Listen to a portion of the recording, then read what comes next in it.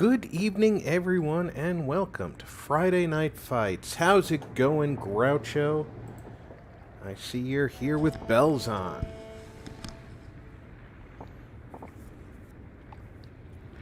I'm going to start tonight's stream with a little bit of a gripe. Here in the Armory, we've been working towards Dutch cruisers coming into the game. So, I have 110 Dutch tokens. And you earn them through completing missions. If you go down here to the Dutch cruisers indicator, see here that the first choice is the De Ruyter. In the De Ruyter, you get the De Ruyter, a commander with 3 skill points, and 1 port slot.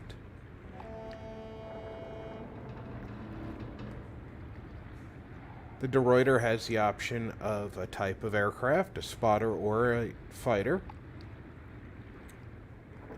It's a fairly standard Tier 4 cruiser. But now I'm going to go back to the port, where you can see I already have the De Ruyter. Wargaming knows I have the De Ruyter because they gave it to everyone when the Dutch cruiser line was introduced and passed phase 1 of testing in the public test server. Everyone was given this ship. Or at least was given the opportunity to have this ship. Let me rephrase that. You did actually have to log into the public test server in order to have this one credited to you. But you literally did not have to do anything other than log in to have been awarded this. So when I come to the Armory and say, well, I don't want to spend 40 tokens on that, because I already have it. If you already have the De Ruyter in your port, you will be given 1.1 million credits as compensation. But I don't want that one. I want to start with number 2. You cannot take it until you take the previous bundle.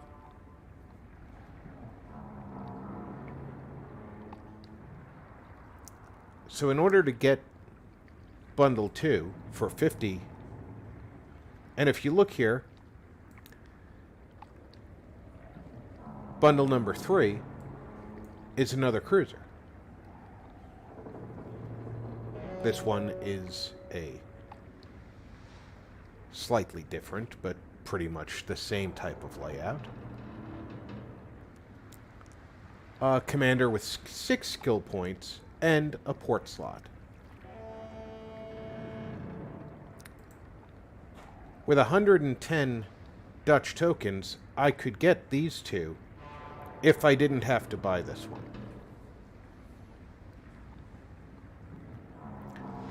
Now, this one is actually the paint for a ship.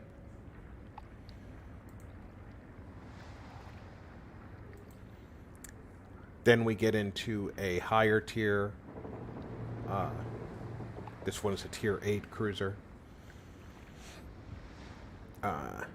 Which I kind of like the idea. Being able to pick that one up eventually.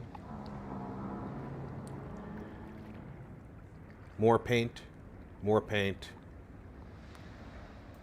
This bundle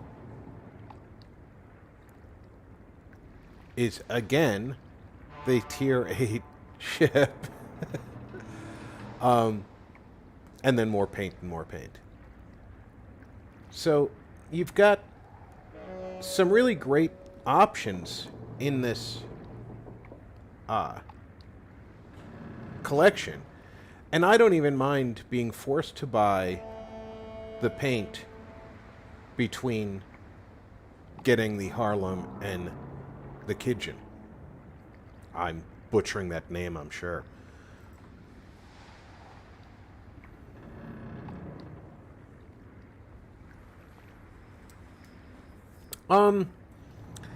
Yeah, their ships tend to be...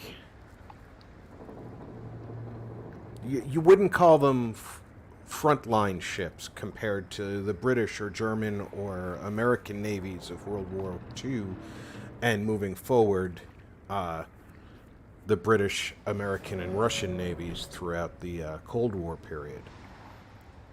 However, they were innovative. They emphasized targeting systems and high-end gun systems, and they actually relied on the fact that they could call in ground-based air support at a moment's notice because they only operated in their own territorial waters or escorting unarmed ships that had some strategic importance, like a diplomat. So, yeah, they are what you would call a tin can fleet. But I'm really irritated about not being able to pick up this ship. I'm not going to butcher the name again. Because I'm being forced to purchase a pack for 40 coins for a ship they know I already have.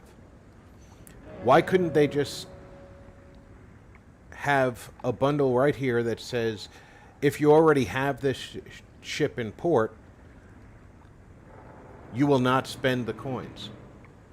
Don't give me 1 million credits. I have 85,731,000. What good's another 1.1 million to me? I'm not spending what I've got.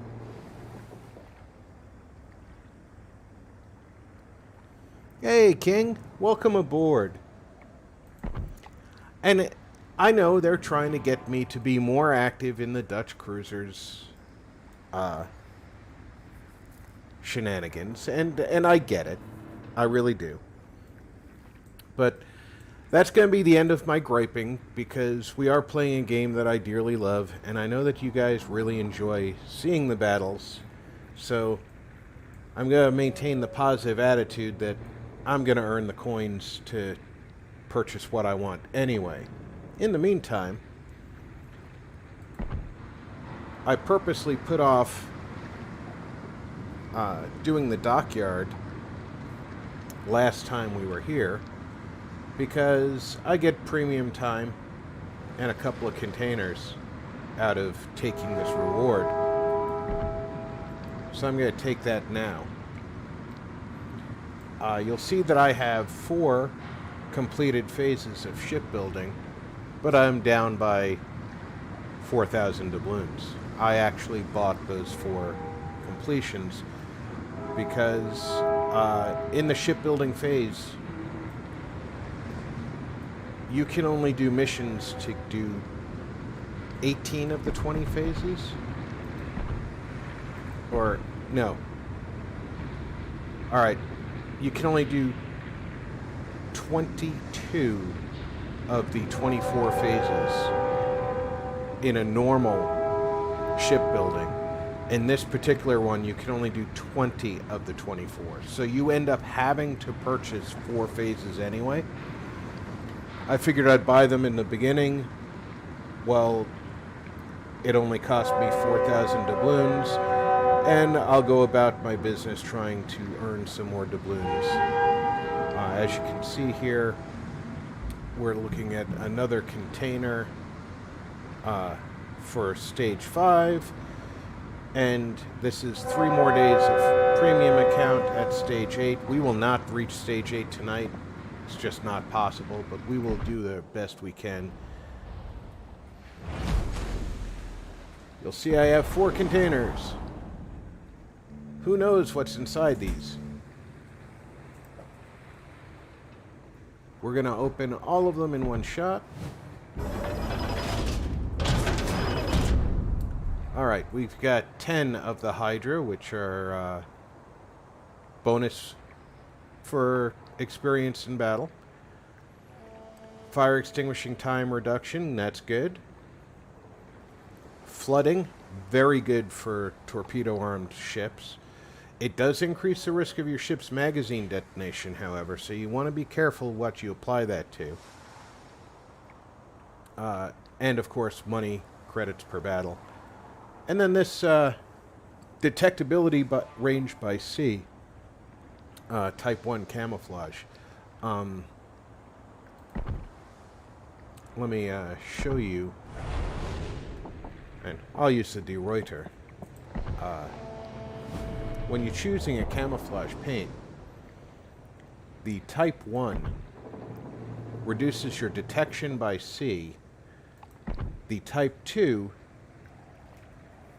increases the dispersion of shells fired at you. So if the enemy fires a shell that has a dispersion of 10%, which means within 10% of the impact zone of the point of aim. Impact range for some of the big guns in this game is actually 40 meters. So you can be 40 meters off target with a 10% dispersion, which in this case would be your intended point of impact is the bow, and you miss the stern. This is not a very long ship. By adding 4%, of course, that could turn your 40-meter deviation into 45 meters. Extremely valuable. Lieutenant, I don't need emphasis. Thank you. But you'll see that there's other camouflages available, like this one, which Type 5 gives you both of those benefits. I tend to only use Type 1 for destroyers. And usually only low-tier destroyers. When I'm trying to get destroyers up the chain to get the higher tiers, I'll run those.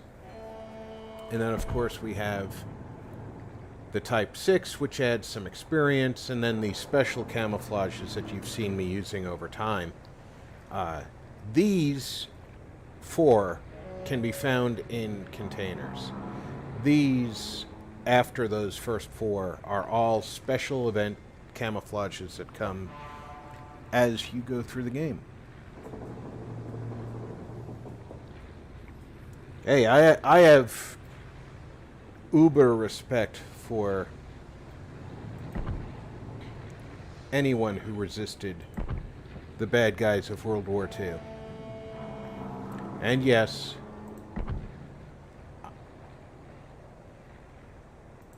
I try to refrain from saying things on stream that could make YouTube irritated with me.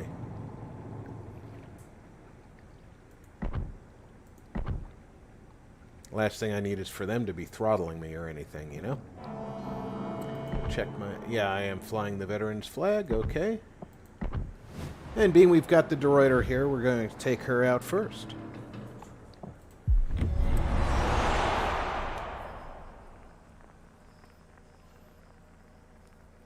I was playing on the test server yesterday. They're experimenting with Russian aircraft carriers. I don't know when they're going to introduce them on the server, and I will be sure to share with you guys when they choose to. But I have the feeling that they're going to be very interesting because the Russians didn't really have aircraft carriers the way we did. Even after the war, they were very circumspect about their development. Basically, they tried to copy the Graf Zeppelin, Battle starts. which eventually became a target. Gunnery target, I believe, but it might have been an aerial gunnery target. And sunk in the Baltic Sea. as a result. However,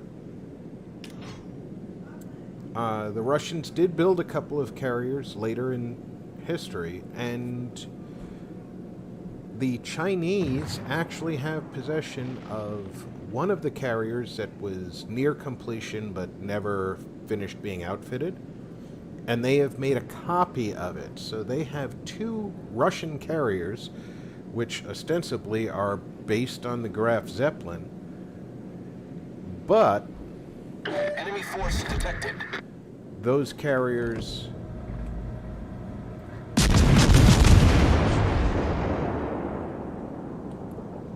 are not. I might be destroyer detected. I might still be in co-op mode, which explains why I got a battle so quickly. But nobody on my team is a computer, so we're doing just dandy. Enemy cruiser detected.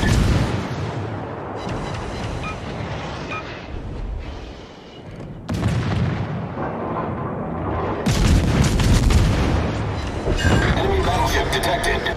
We've sunk an enemy destroyer.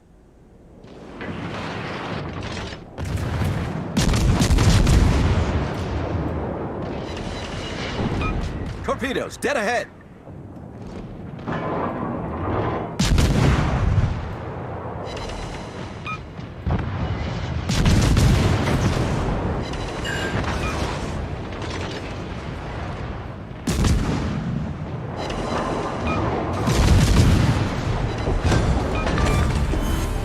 Enemy cruiser sunk.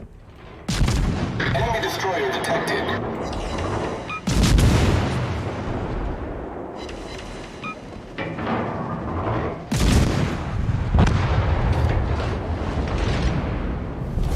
Our team has taken the lead. We certainly have. Very decisively, I would say.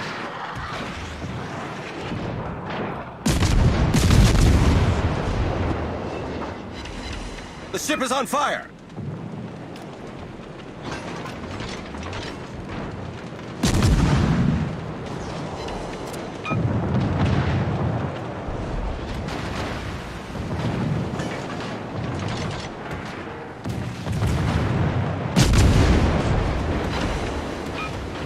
Target penetrated.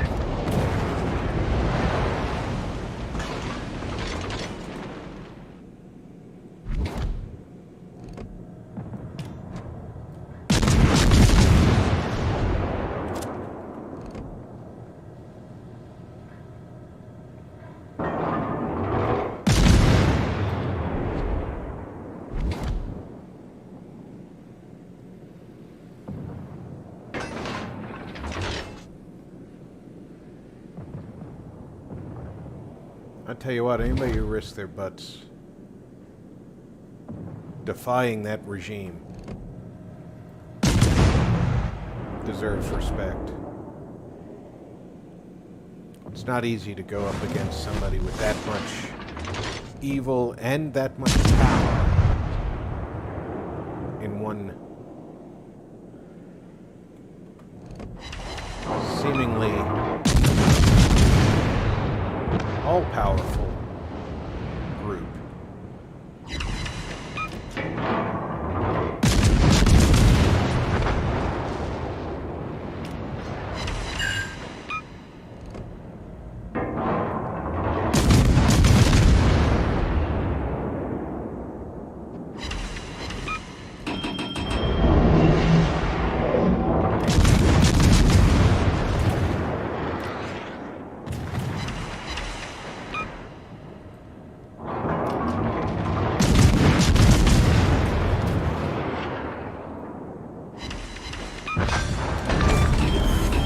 Enemy cruiser sunk.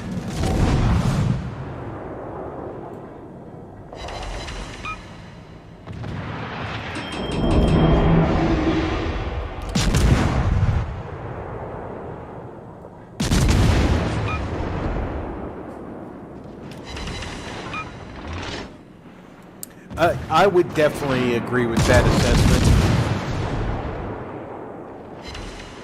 Which, as you probably remember from other nights where we've been fighting against the AI is not stupid. The AI is more than capable of destroying players.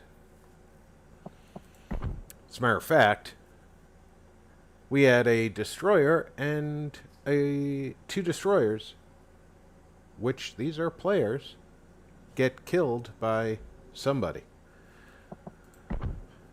I did fairly well for myself, but I'm, in my opinion, an average player. I end up in the top 5 more often than the bottom 5, but I'm a mid-game player, I'd say.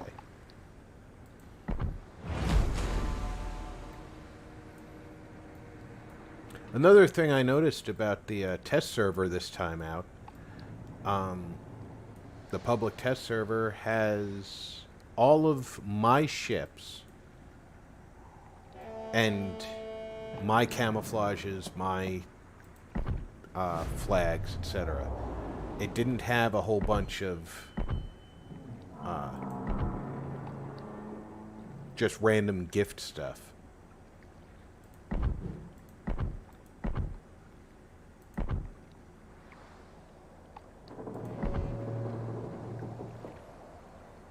That's kind of a striking camouflage, isn't it?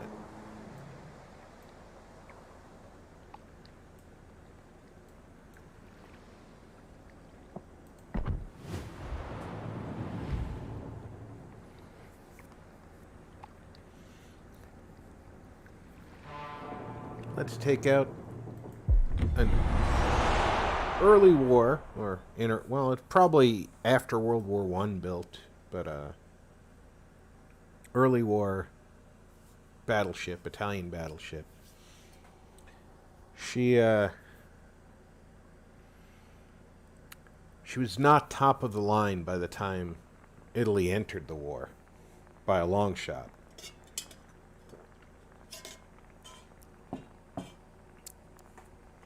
But I think the big thing that stopped the Italian Navy from being super effective is they were not all that dedicated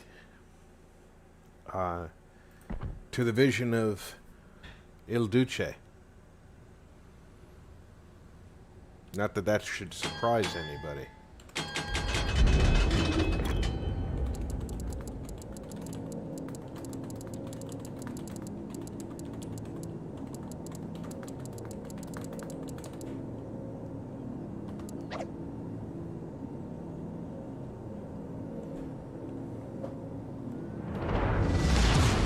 Good luck, everyone. Let's give them a hard time. Much obliged.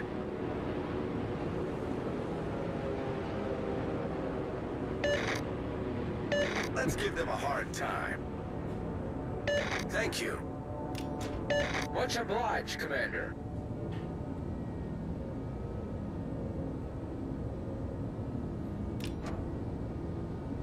And for those of you who couldn't read what I said in chat, I told the human players I am ready to proceed. Attention, support that target. I am not a cat.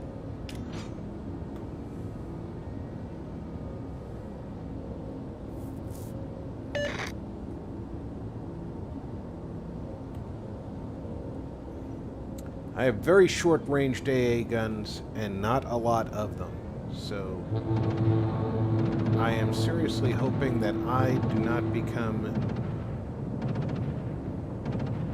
this focus of attention of a carrier.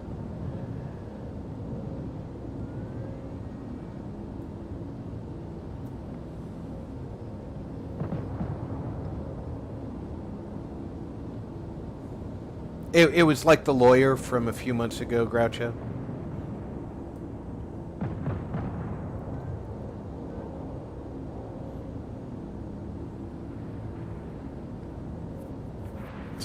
The other night I was sitting here playing on the test server in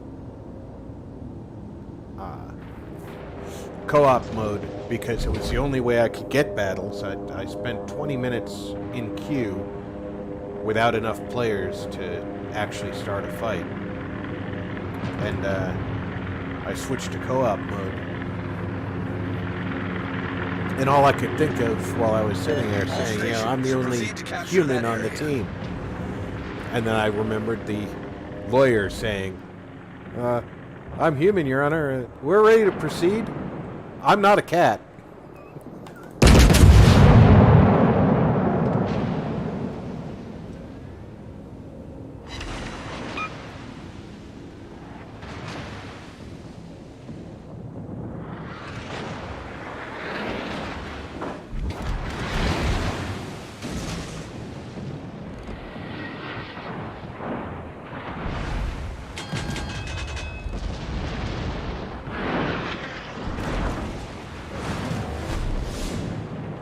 The ship is on fire!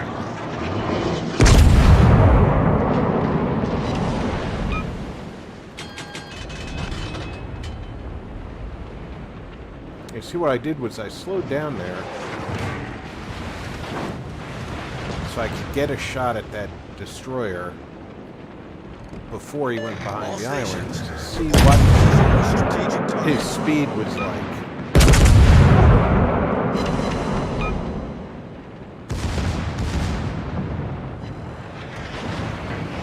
Torpedoes, dead ahead! Oh, that Phoenix is so screwed. Torpedoes, direct front!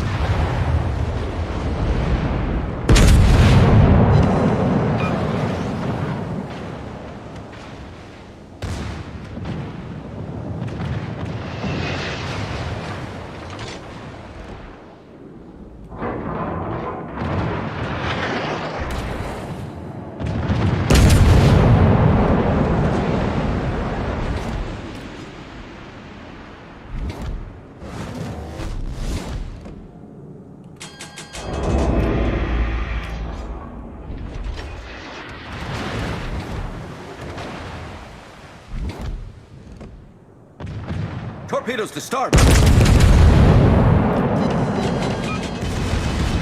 Confirmed penetration.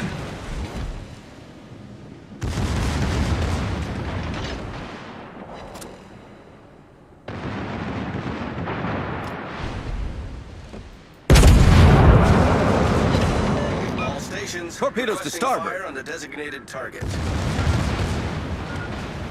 Torpedoes to starboard!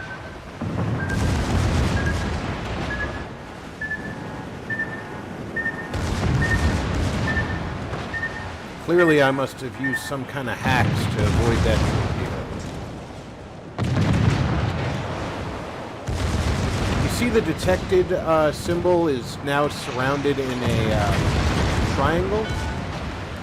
That's because I'm detected because of how close we are.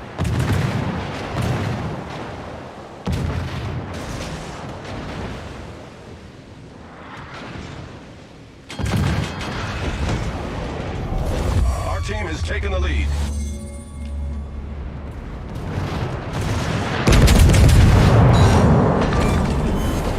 The ship is on fire! Enemy cruiser foundered.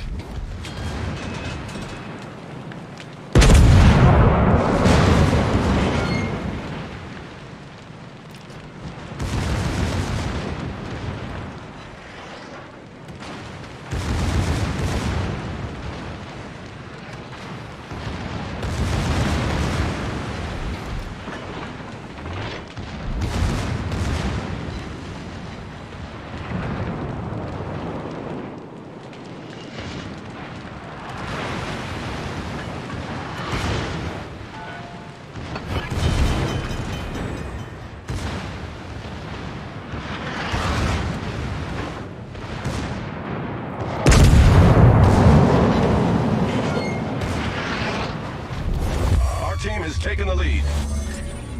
Problem All solved, stations, sir! Concentrate fire on the target. No, I do kind of have my own worries. I'm not going to be able to reach your target Attack enemy designator. aircraft. Our victory is in sight.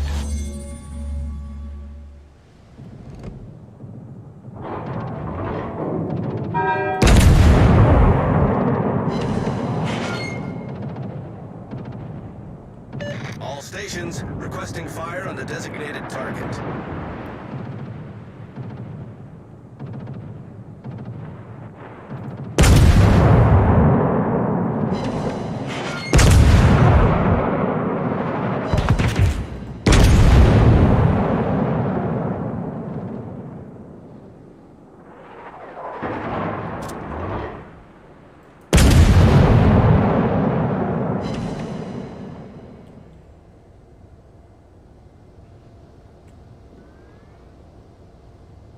We have them in a crossfire, but I have to be careful about the angle of my armor.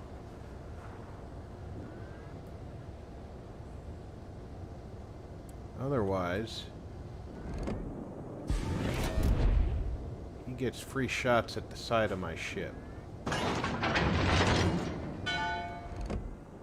He's turned his guns.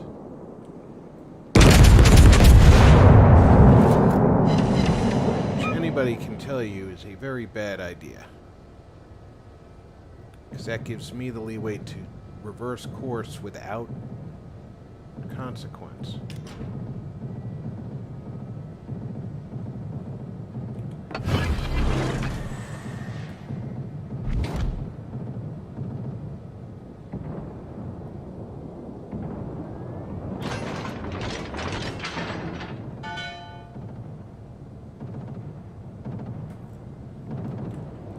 Yeah, I laughed my ass off for at least a week on that I'm not a cat thing. I gotta tell you, it was hilarious. But, they banned one of the ships as players were milking the system. All stations requesting fire on the It's designated target. possible, but much more likely they just stopped selling the ship.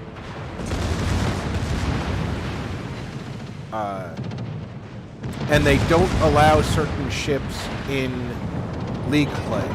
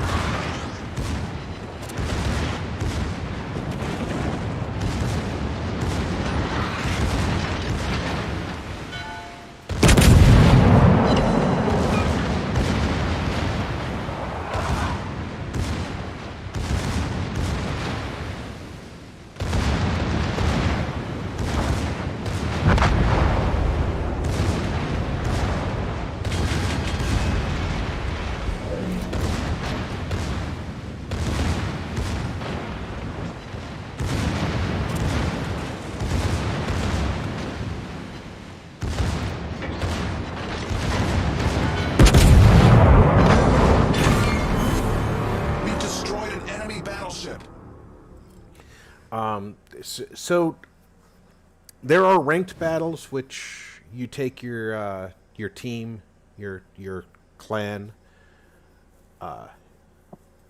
into battle. There's league play, which this is an esport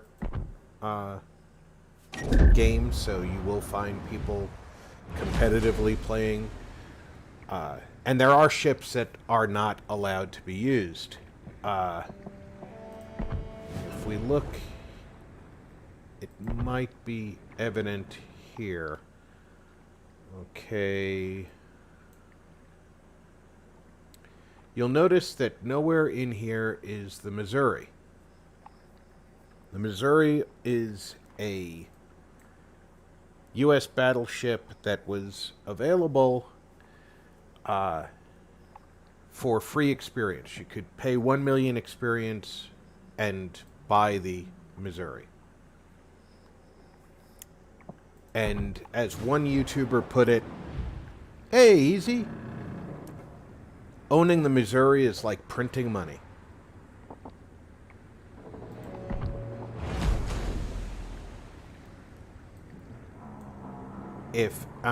I spend very little of my credits.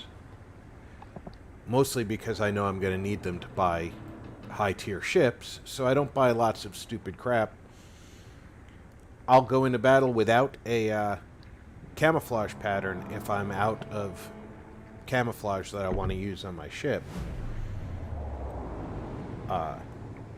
Because, like, here, this one, you know, it gives me extra experience and all in battle. But these, you can buy for credits if you don't have any of them. I'd rather go naked than buy a camouflage.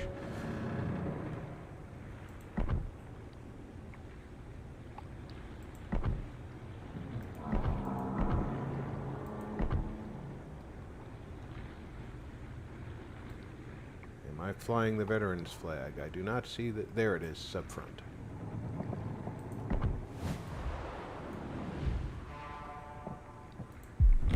Try and make sure my flag is on all my ships. So yeah, there's some ships that are just not allowed in competitive play. You see, most of my team now is bots. If you look at their name, if it starts with a colon, they're a bot. So we've got 1, 2, 3, 4 out of the 9 of us are human.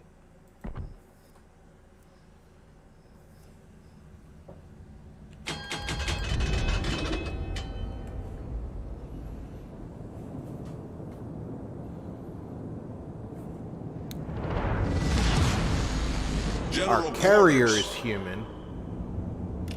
The Azuchi is human. But I think the other human is the other... Yeah, there's only one other human. I think he's way on the other side of the map.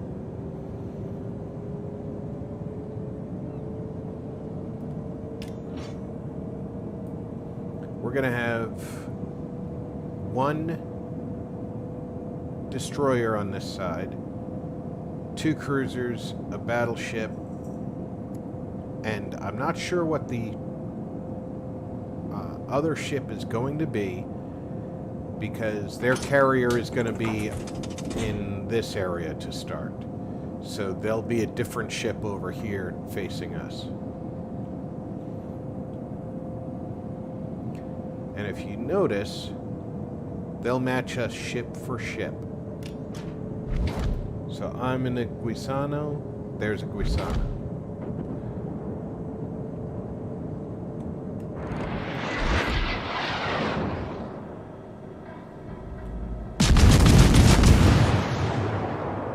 Enemy battleship detected.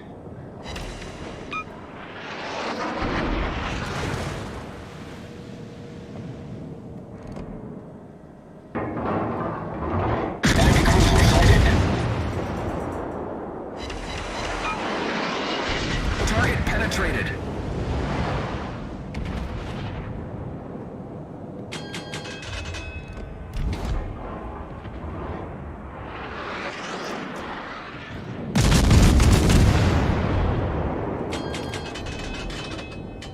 I do not want to get slammed by that Ishizuchi.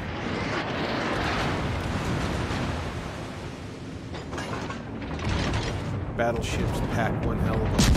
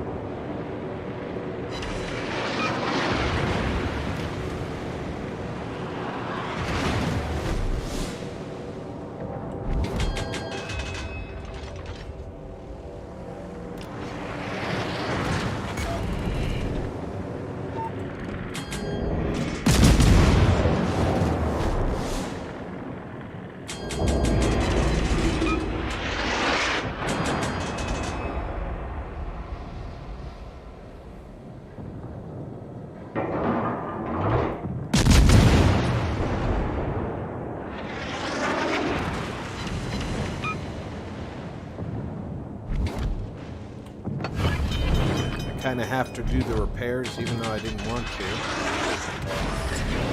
Problem solved, sir.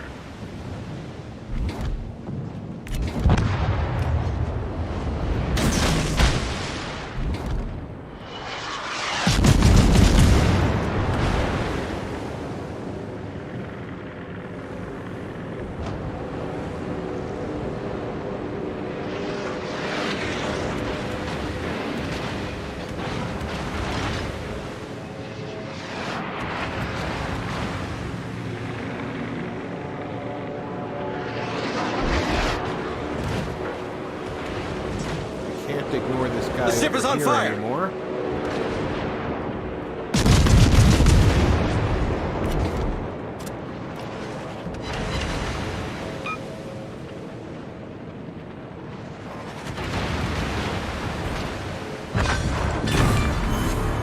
We've destroyed an enemy battleship.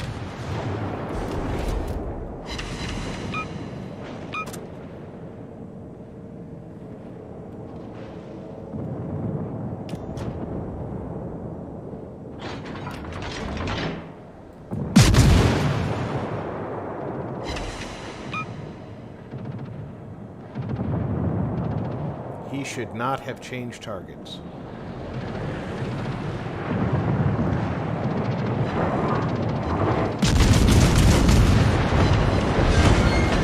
Bullseye! Torpedoes, dead ahead. Enemy cruiser sunk. Torpedoes, direct front.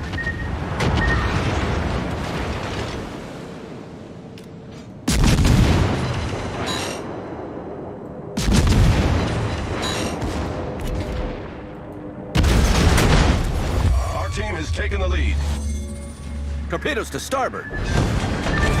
Oh, he's gonna get me. Enemy cruiser sunk.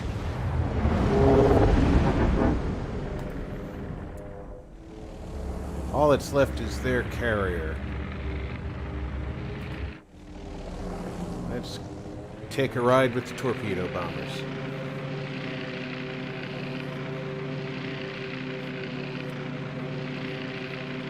See, a nice part about having a mix of humans and bots is you got a few guys on your team who are looking out for you.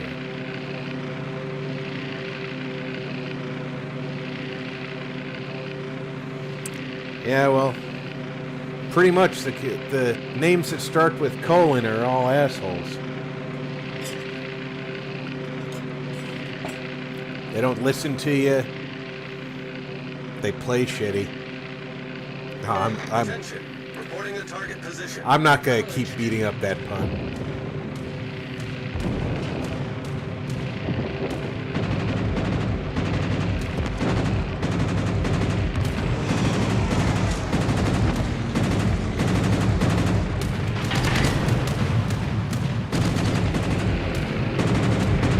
Two good hits, but German airdrop torpedoes are not very powerful. I would expect our carrier player to know that.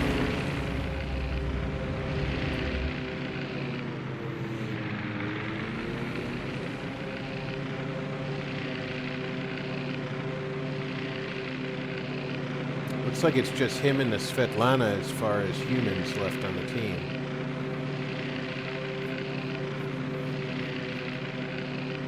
Svetlana is about to get taken out by rocket planes. German aircraft carrier rocket planes use armor-piercing rockets, which are highly suited for use against cruisers.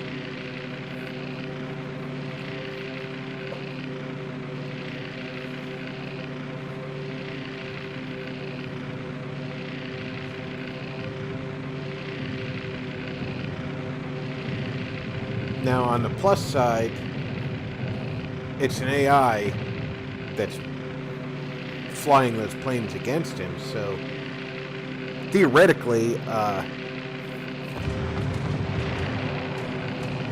they do crap for attack. But all they have to do is get lucky once. Watch that attack run over there.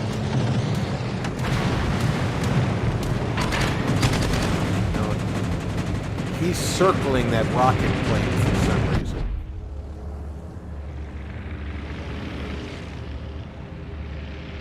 And I'd love to know what his reasoning is for circling off the Svetlana, because I'm sure the AI, which it normally is, it's programmed to win. It should be attacking that Svetlana relentlessly.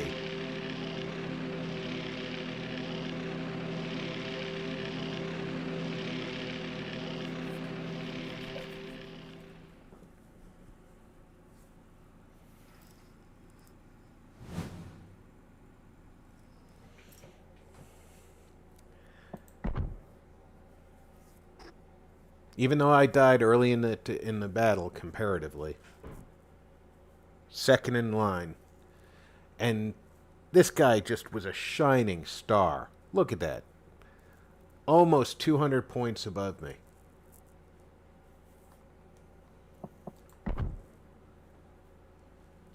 This poor Isuzuchi.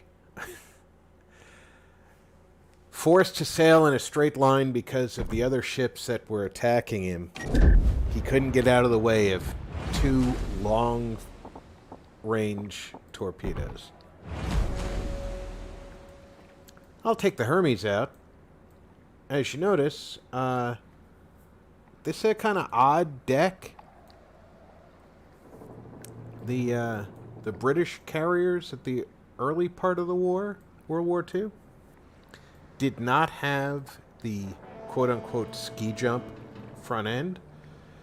And as you can see here, they didn't even have a squared off front end. They launched down the center line of the deck. So they did not have the side-by-side launches that American and Japanese carriers used. Okay, let's see what I can restore aircraft faster, or I can have engine boost duration be 5% longer. Those are recommended skills. I could take the other skills if I wanted to. +1 aircraft for the fighter defense.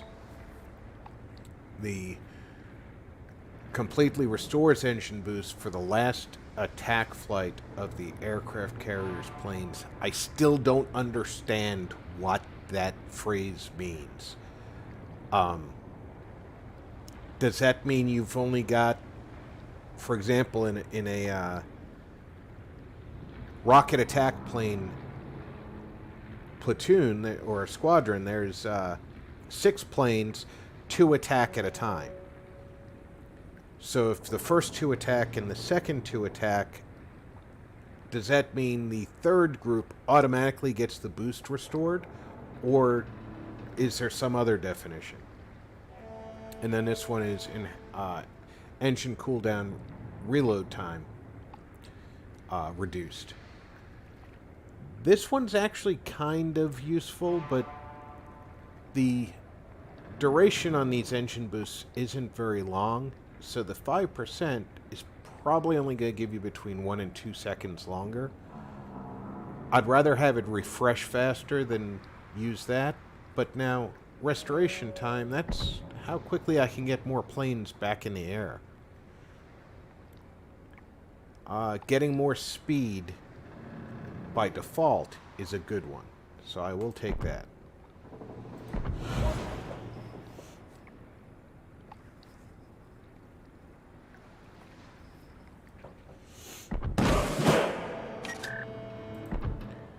Well, early carriers were actually refitted cruisers, so it's not very surprising that this particular carrier has this configuration. They literally ripped the superstructure off a cruiser, didn't even bother taking the secondary guns off the sides. Those are anti-ship guns. Those are not anti-aircraft guns. And then they put the superstructure to the side of the runway that they built on above the deck. And if you look, This is deck height. So this entire structure along here, they cut the bottom of the deck off to give you a boat launch deck, and this is where your supplies come in. You know, you'll have new planes brought in through these garage doors, and right at the barbette here, this part of the barbette on these side guns, so roughly midway up the shield, just above barrel height, would have been the main deck originally. But all of this dead space in here was gutted to create a hangar. So a very interesting program. That the British went about it in a very different way than the Americans did. The Americans converted a couple of cruisers and I believe a collier as proof of concept, but then they built purpose-built carriers. The British converted more in the early war, had more converted carriers than they did purpose-built.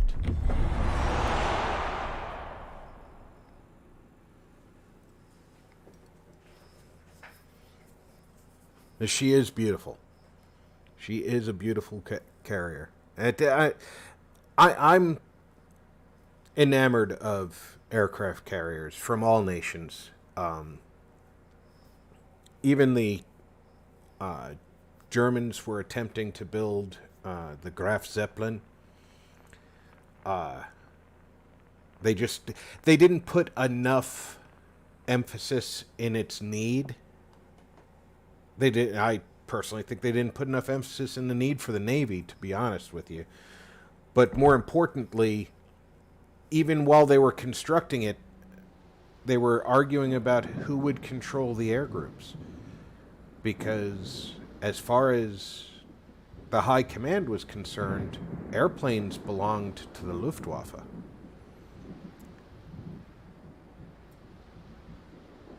We have 2 destroyers and a battleship Battle starts. that are Good luck, everyone. AI. The rest of the team is real live human beings. He's a real boy. All stations retreat. Negative. I appreciate the need for a lighthouse here. I don't think on top of the island does a lot for you.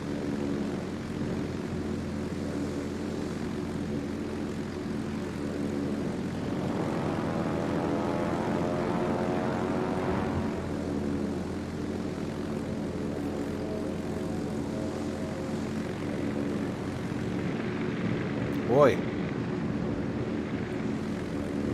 And you'll notice that the opposing team's aircraft carrier is exactly what I'm sailing.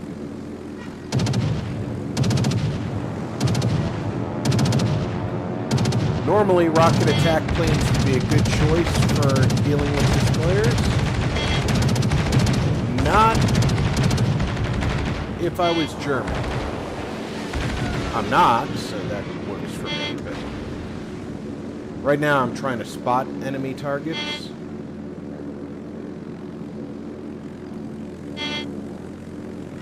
I don't think the NASA has a very high AA rating, so I'm going to take an attack run on him. Approaching target.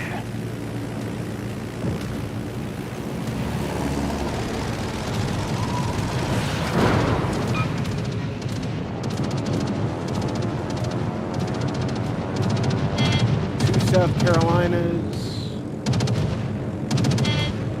and a Carl Shoe. Let's get some torpedoes out there.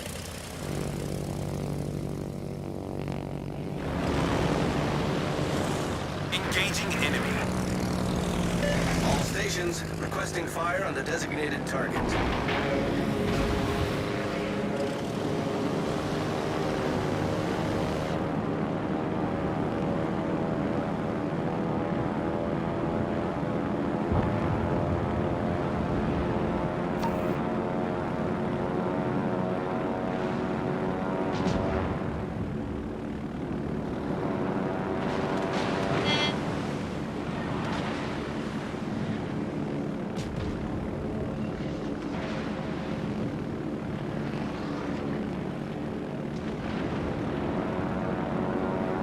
I sure hope that those guys have... Autopilot mode enabled. a plan.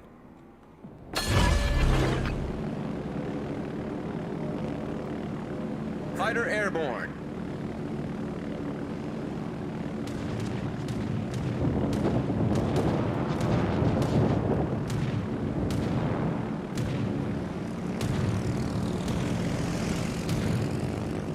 All forces, protect the base.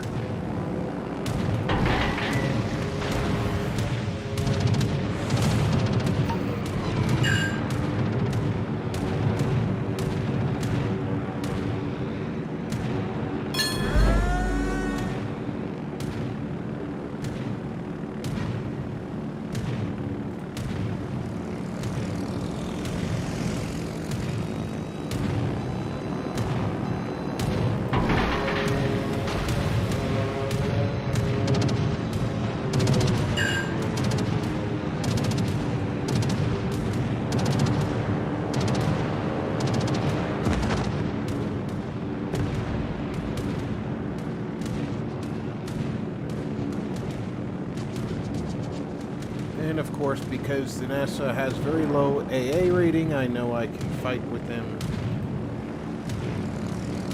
fairly effectively.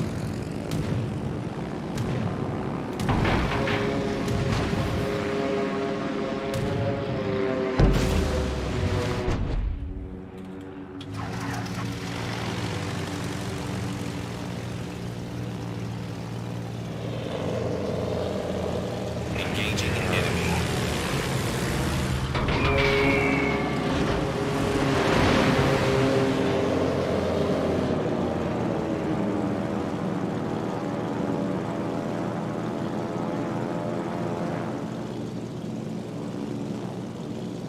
And as I was hoping, my team did have a plan.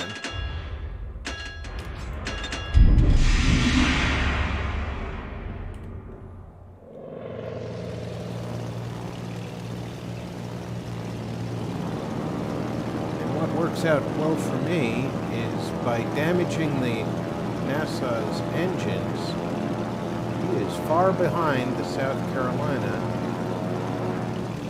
that could have been giving him support.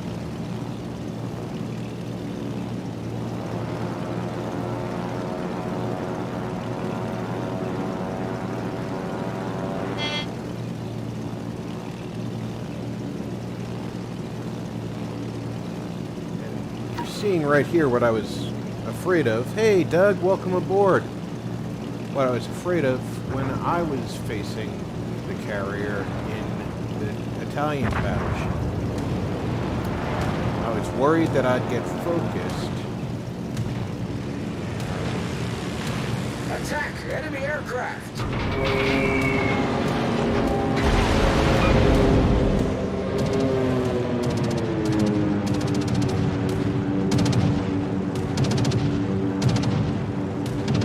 You can see how effective focusing a single target can be.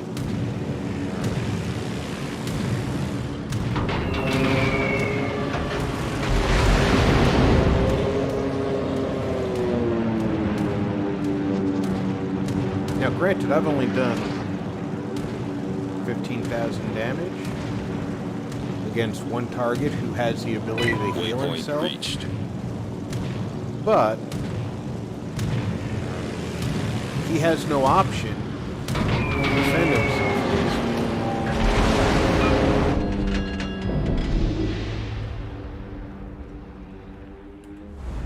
get me going that way. And that South Carolina needs to get torpedoed in a big way.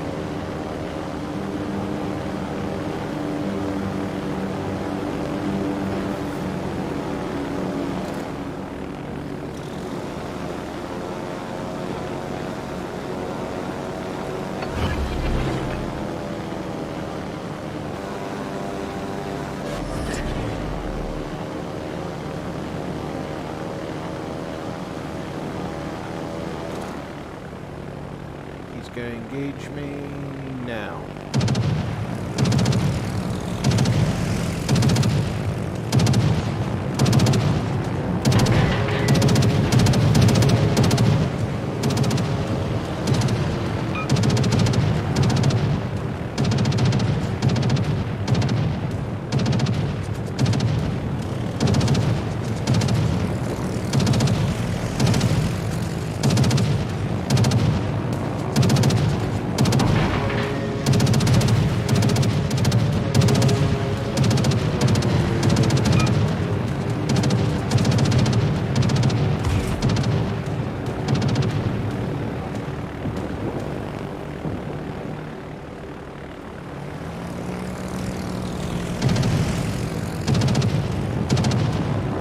All stations, defend the base.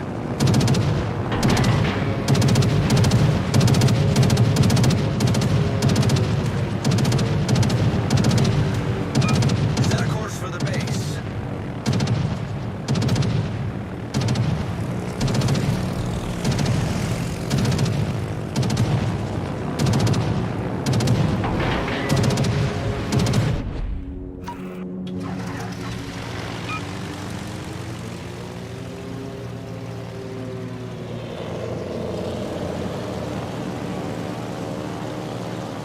And now my damage is piling up. And you'll notice that's climbing. It's because I caused South Carolina to flood. He used his damage control. And then I caused another flood.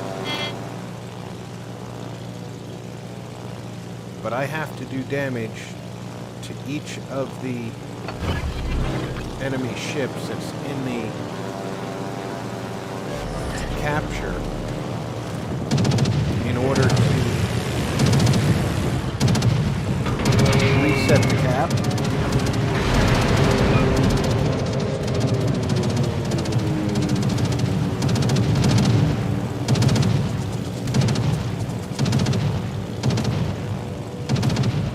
And with all three of them here, they actually have enough firepower to do some serious anti-aircraft damage. Destination reached. Autopilot mode disabled.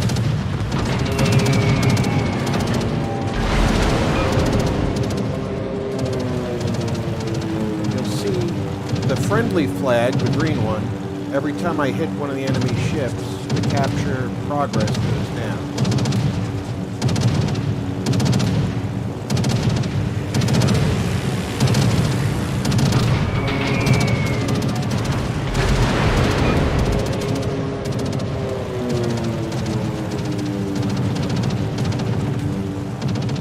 So my goal has to be to hit each of them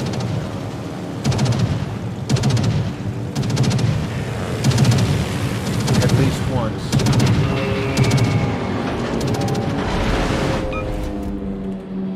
And take those capture points off while we're capturing their base.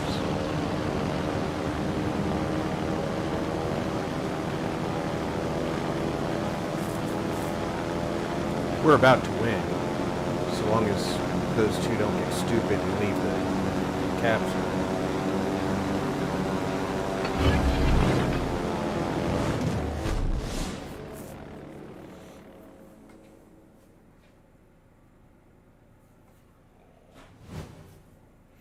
Exactly, Doug. They also could not go try and defend their own cap because they had to try to capture and defend against the aircraft. That second flood that I caused in the South Carolina was what kicked that up about 10,000 points. Not a bad team score. And sure, I did 21,000 to the Nassau. He was only at about half health at the end of the match. And he's not got that, 42,000 health. But he does have a damage repair ability. And that's what he was relying on to keep me from doing too much damage to him.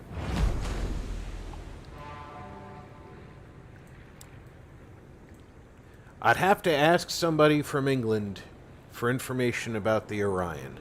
I'm not familiar with her.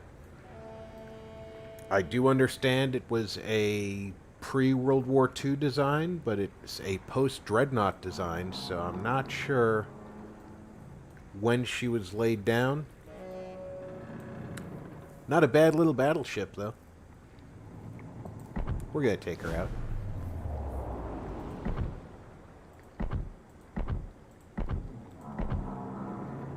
And of course, we'll flag her up.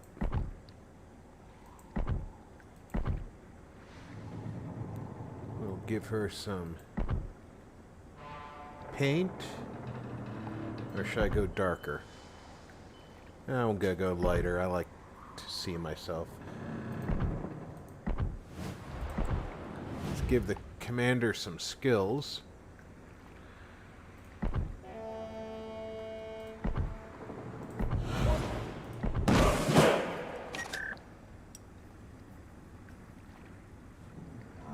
All right, easy.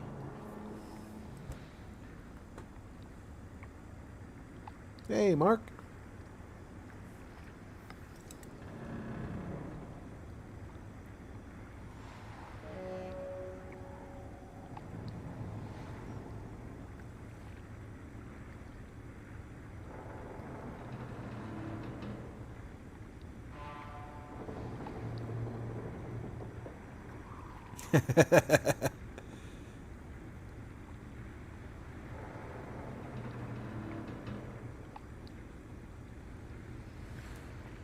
Yes, say hi to True for all of us.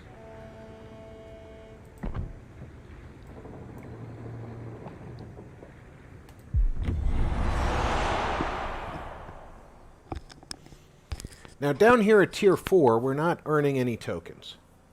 But we are picking up some good battle experience, which is about to change because we're moving up to Tier 5 to start collecting tokens.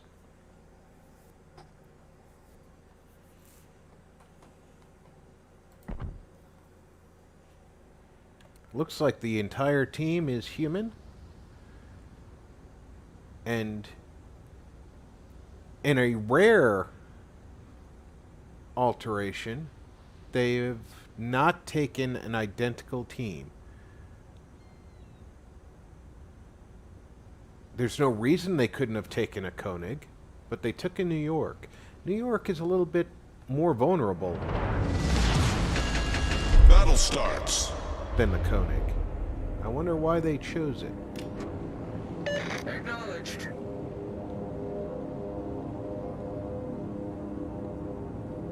Much obliged. No. Trying to figure out anything that was the choice of the AI is kind of a study in futility.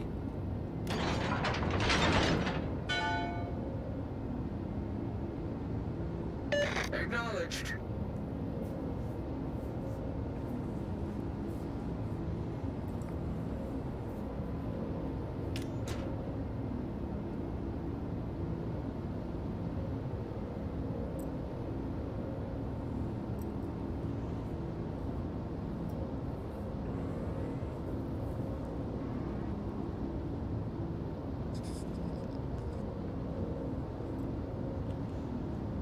As you can see here, 5.8 kilometer AA range is actually pretty decent for a Tier 4 battleship.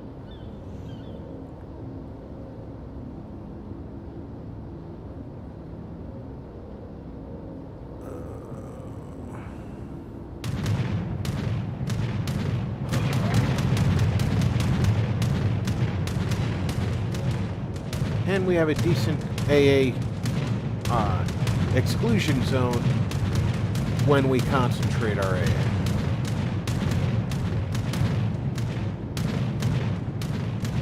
That's what I was doing. I was telling all the AA crews to focus on the port side of the ship. Enemy battleship sighted.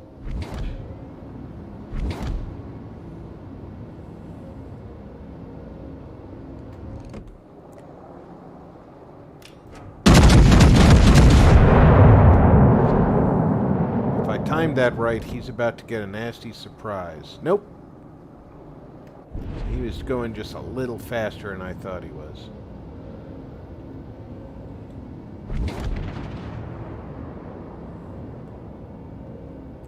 Gotta hope our pod can take out their pod, because otherwise he's gonna get a torpedo run from hell.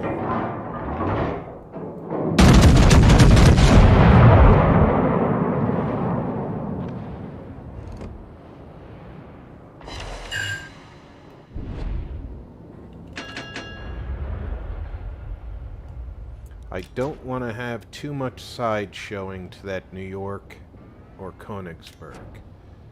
Definitely not that Orion. Because once I'm in range of them, it's gonna hurt.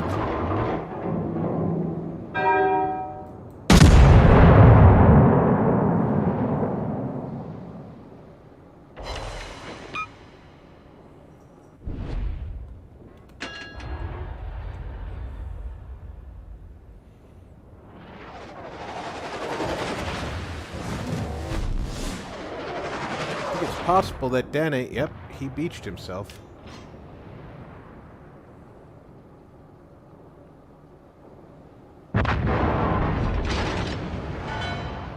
Don't ever beach yourself, guys. Unless it's vacation time, the beach is not the place to be.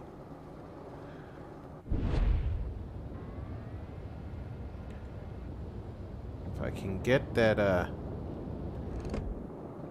New York at a better angle. So they can't see me right now. They're outside of my spotting range. Our team has taken the lead. Königsberg might have beached himself too. Ah, I just came into spotting range. And I know I'm in gun range because they're both in my gun range. I'm gonna have to switch to HE because of the angle.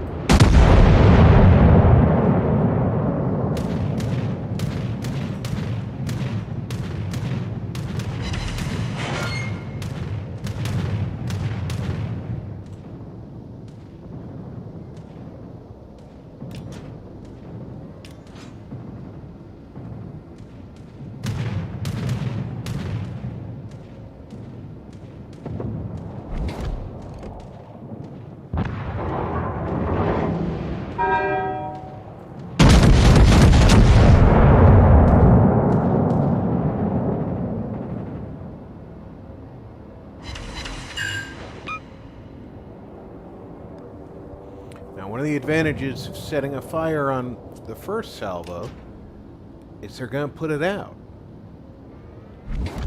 And once they put it out, anybody who sets another fire, it's just going to burn until it burns out. Now, see what that Königsberg did to that Orion? That could have been the enemy doing it to me.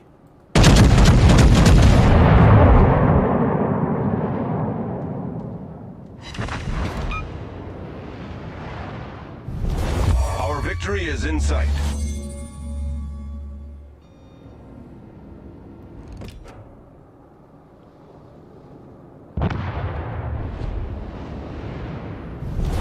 Our victory is in sight.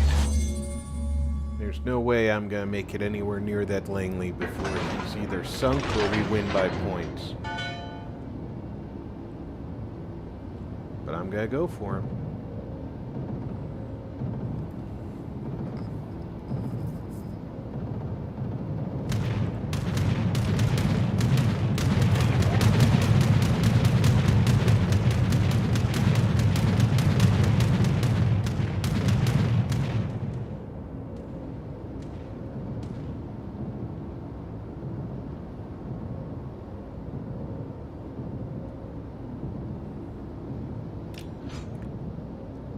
that Destroyer was a little bit more of a team player.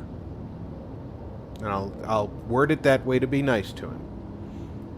Instead of running the way he did, he would have run towards me to allow my heavier AA guns to help defend it. He doesn't need to take rocket attacks, but he has been taking rocket attacks.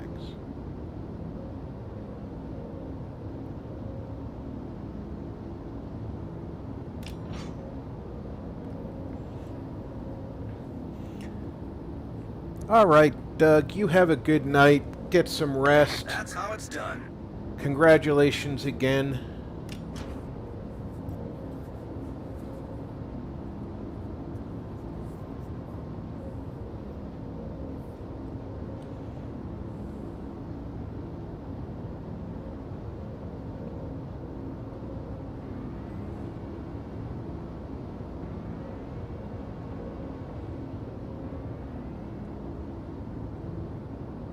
And I managed to do this without a single hit coming in.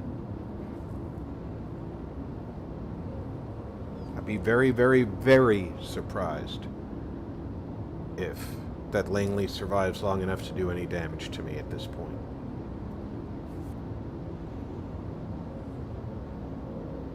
Although we are getting into range where I might be able to do some damage to him. You see the VT-22 up there is actually a decent target for those rockets, as is the pod, where he's sending his rockets to the Wakeful.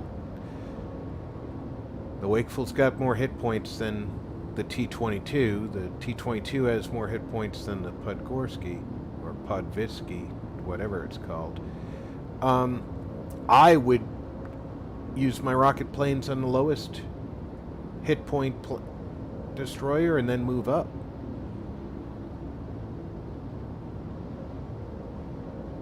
But we saw some strange rocket plane activity from the previous battle's AI, so just out of range. Nice still for the end of battle, huh?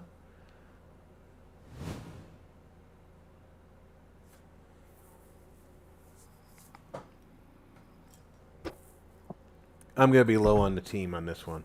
Yeah.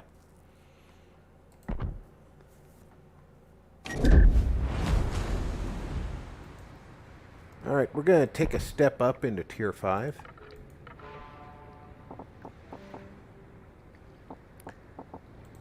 And I'm going to switch over to my Japanese battleship. But we have been doing this a little over an hour. I'm going to take a quick break and stretch my legs. I hope everybody will take this opportunity to refill their drinks, grab another snack, stretch your legs. I will be back in 3 to 5 minutes.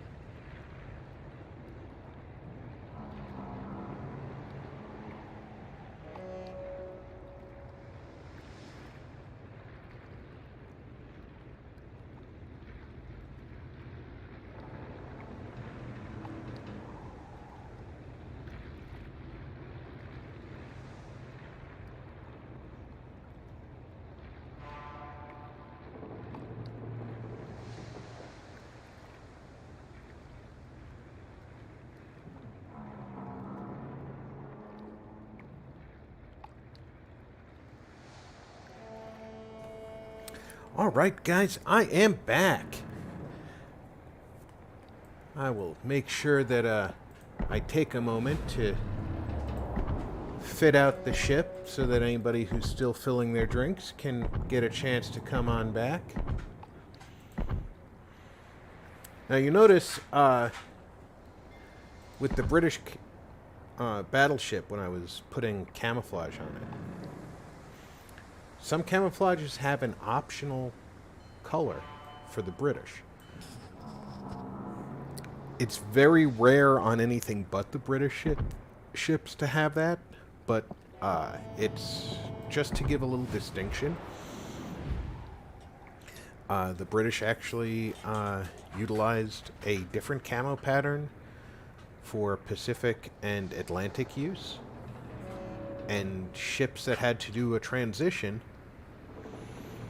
from Atlantic or Mediterranean duties down into the Indian Ocean or Pacific Ocean would have to change their camo pattern.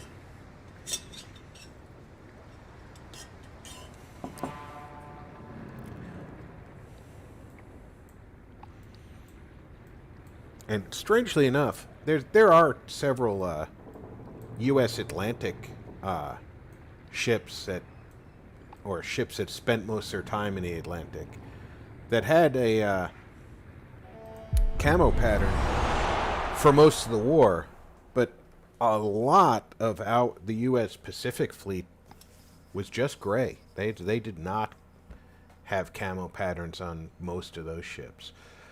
I don't know if that was a tactical decision or a resources decision. But the Japanese used far fewer submarines, although they did use them. And they were far more prolific in their use of carriers.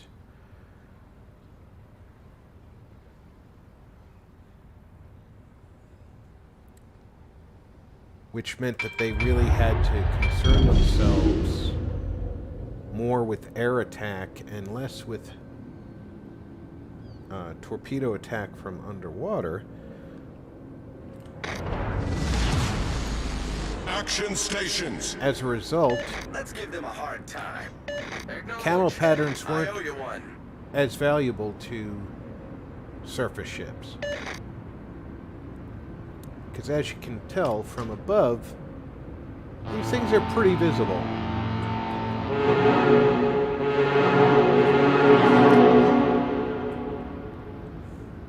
I'm going to try, being there's no carrier to worry about. By the way, the AA range on this is also a 5.8 kilometer. The Japanese did understand the value of aircraft in naval warfare.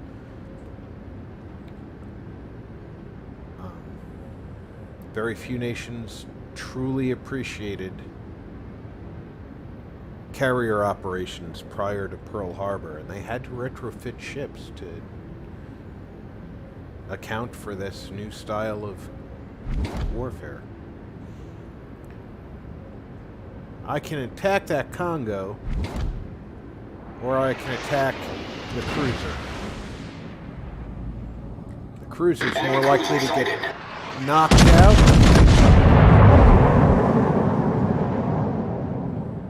So that's what I'm going for.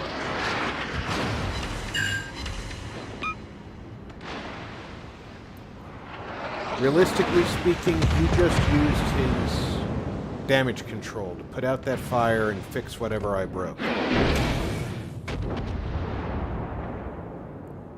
Next volley, if I start a fire, he'll stay burning.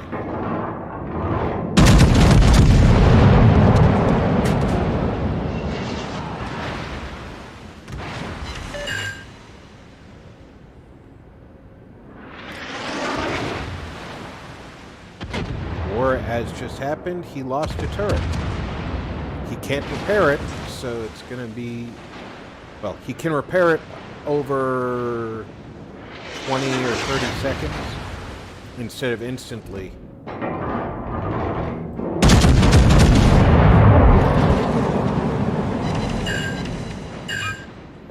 But because his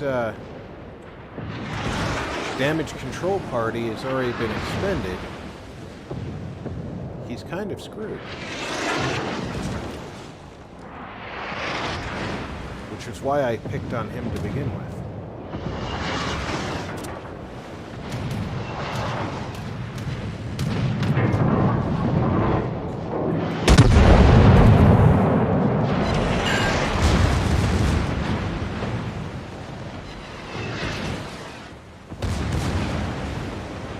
Those lesser gunfire, that's the secondaries opening up on him. You'll see I knocked out his engine with that critical hit. So now we'll take on this Congo. Our team has taken the lead.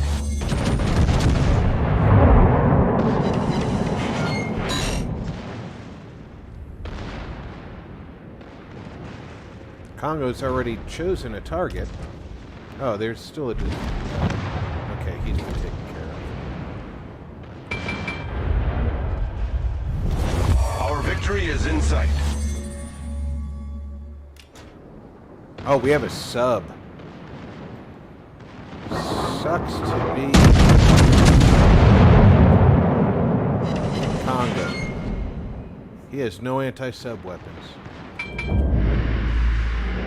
I know, because I'm in a Congo.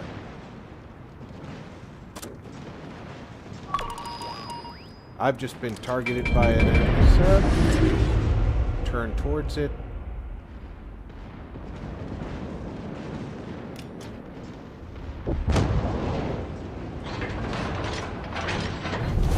Our victory is in sight.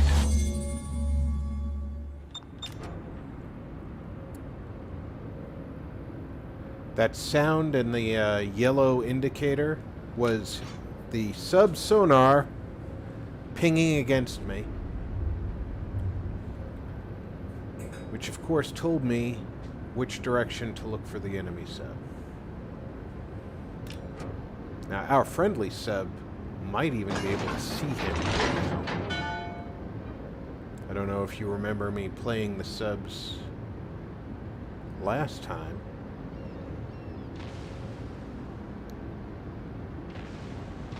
But he certainly missed all those shots, so he's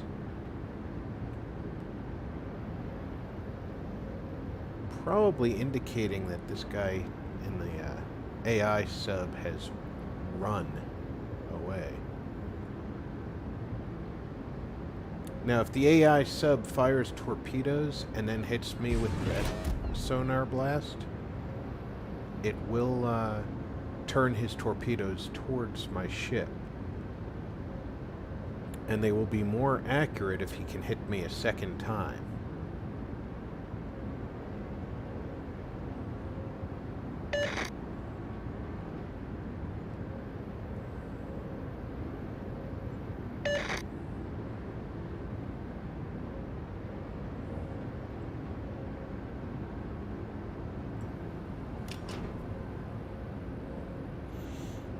It was a slaughter. Especially that first cruiser that fired on me. He stood no chance once I had the range and angle correct. And sadly for him, his dispersions were keeping him from hitting me with any real effectiveness. A couple of minor hits.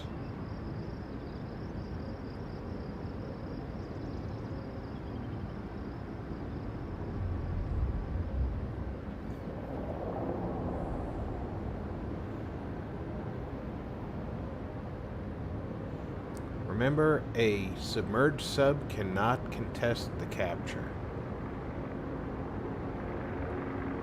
All they can do is try and torpedo ships in the capture circle.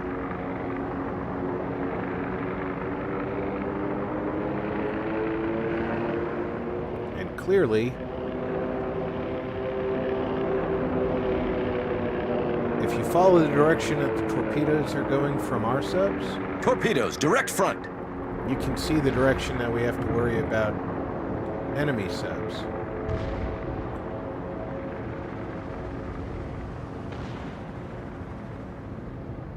Now I switched to high explosives so that if I can get a shot at an enemy sub,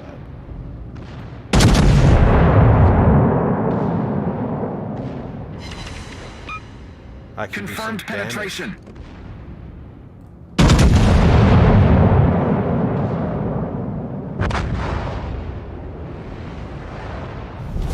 Our victory is in sight. And somehow the enemy sub has surfaced behind us. Not gonna get another shot at him. I'm just gonna come to a stop here in the capture circle and enjoy the fruits of our Acknowledged. victory.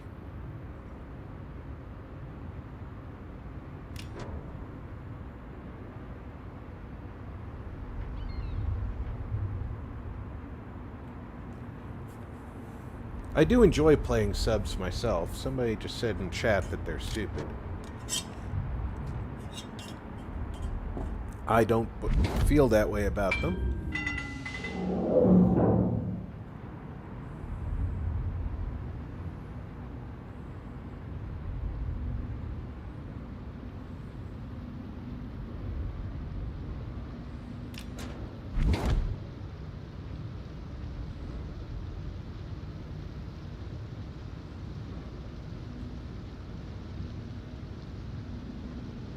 And there's our victory.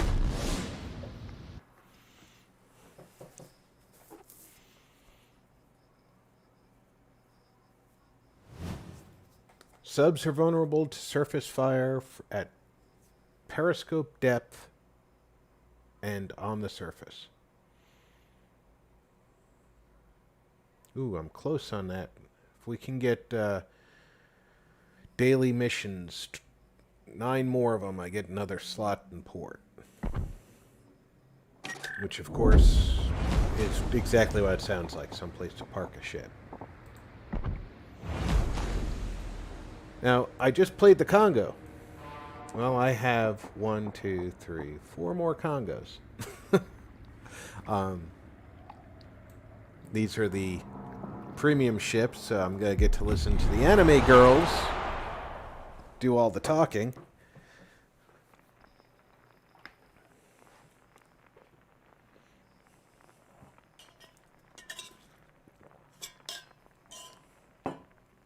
But I no longer have any subs in the port, by the way. You get them for 24 hours when you win them the chance to use them. And today, when I made the attempt to get some subs, not a single sub popped up on my roll of the dice. Looks like we have 1 sub per team. It will be dueling American subs. The Cachalot.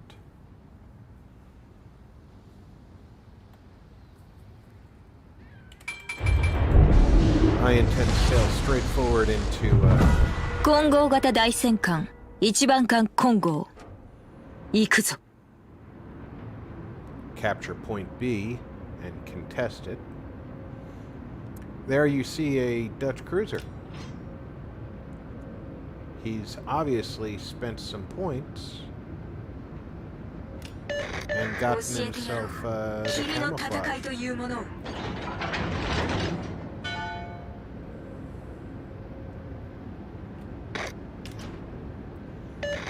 私が相手してやろう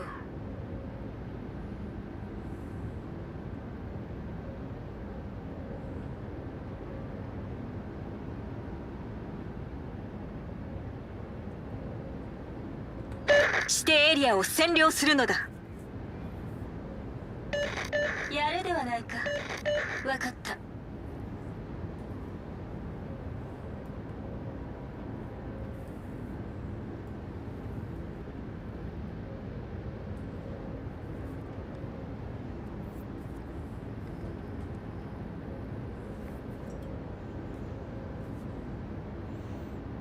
There's something kind of cool about these camo patterns that they've got on here. I know that they're from an anime, and that's why they chose those colors, but...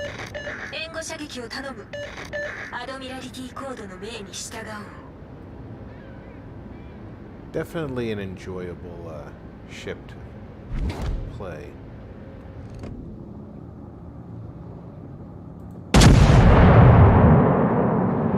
That might be a good lead.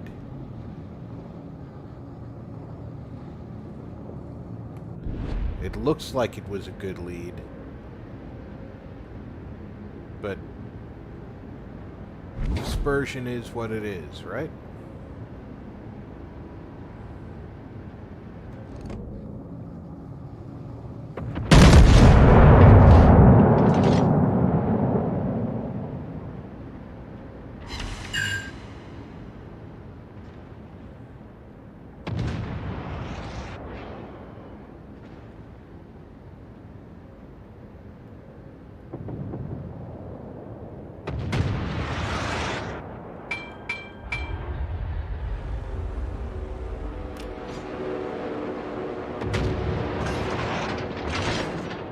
That's some of those ground-based attack planes. 前方に魚雷確認。クラインフィールドを展開。 See that torpedo turning? 援護射撃を頼む。艦艇部に被弾。急激に浸水しているようだ。小賢しい。前方に魚雷確認。クラインフィールドを展開。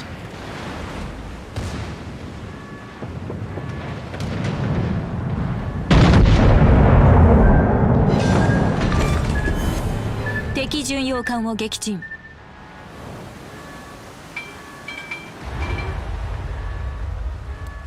Now, I didn't fix the flooding because I didn't know if I would get flooded again.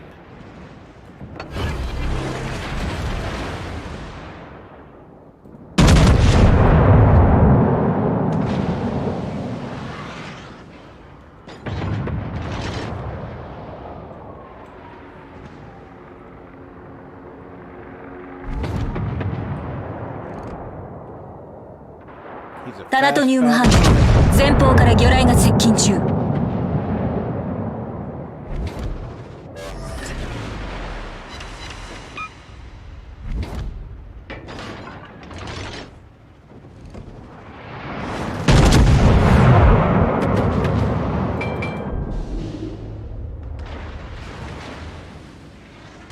He slowed himself down.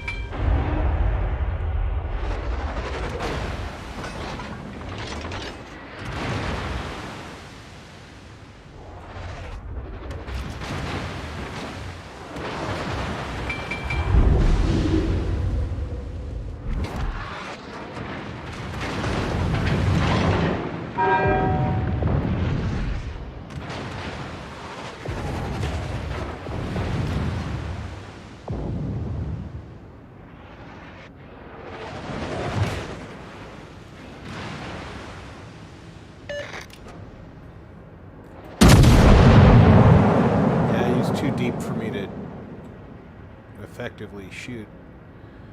But now that he's behind me and sideways to me, I know he can't effectively shoot me. I can 私たちの艦隊が優勢だな。 put more effective 霧も fire 甘く on 見ら this れたものだ。 Italian battleship.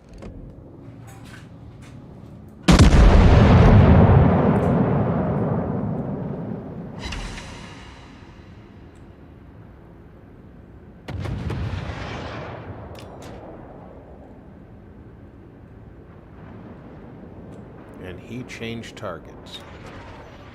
Once again, this is not a good thing to do.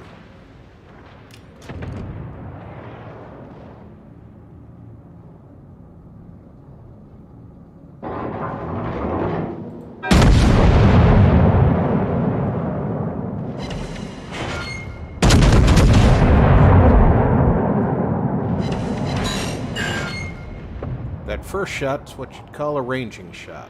Told me how far in advance to fire at it.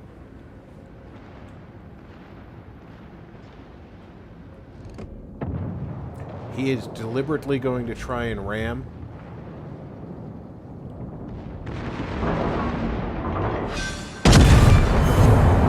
敵の潜水艦を沈めた。勝利は目前だ。残りも蹴散らしてくれるわ。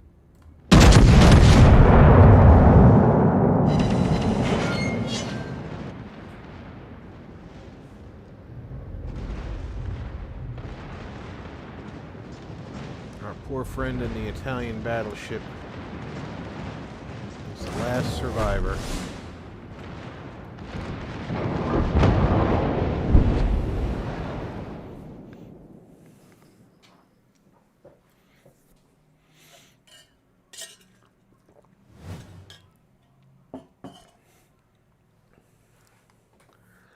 Last night while I was doing my missions, there were a lot of people complaining that the AI is suddenly ramming a lot more, and I have to agree with them. The AI should not do something that doesn't make sense. And we saw full health ships ramming mostly intact vessels, which was really absolutely unreasonable for a warship to do, because they're going to die. And yes, in game is if you ram, there is a flag you can fly to reduce the damage you take and increase the damage the enemy takes, but AI ships do not fly flags. So when they choose to ram in game, it's simply to destroy the ship, not with any thought that they're going to survive it. I think that the AI chooses that path far too readily. Especially a battleship ramming a cruiser. Because the battleship is a more valuable ship in the game, but he's going to lose his battleship in order to ram a cruiser.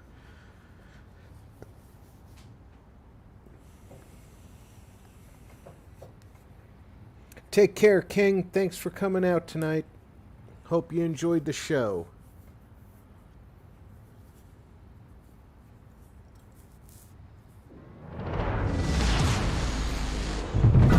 出撃する。春菜、援護を頼む。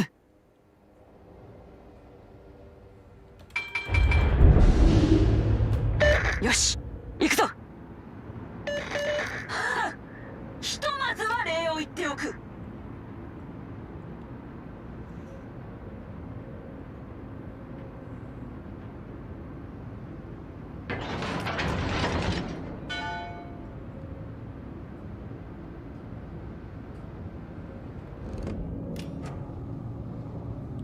Okay, I'm looking at this destroyer, paying attention to his deck guns. See how these guns in the back are pointing towards me?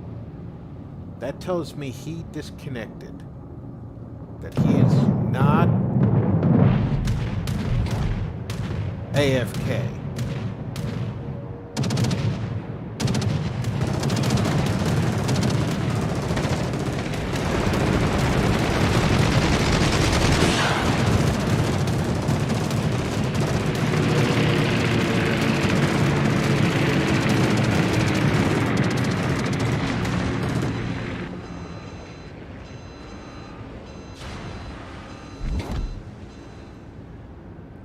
The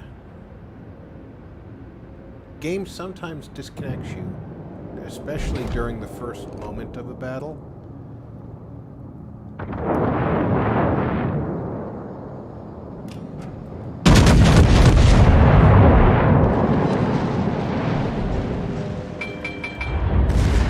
Turn directly towards the destroyer. Always. They have torpedoes. best bet of dodging them is to get head on with them.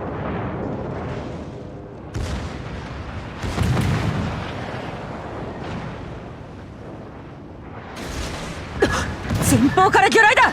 クライフィールドを展開する。2次元にタナトニウム反応。侵食魚雷。敵駆逐艦の撃沈確認。この程度造作もないことだ。ナノマテリアルによる損傷箇所の再構築完了。これでなんとか。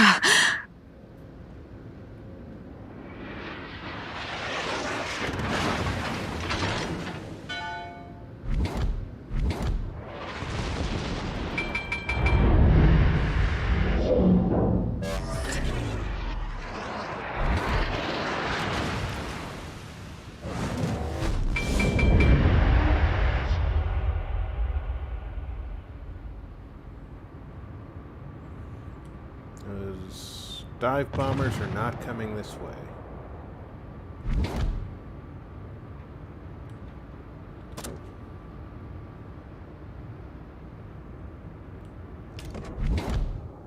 See that guy sitting still right there? He's a pretty good target.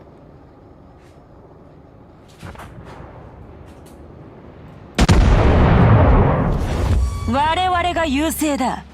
ま、当然だがな。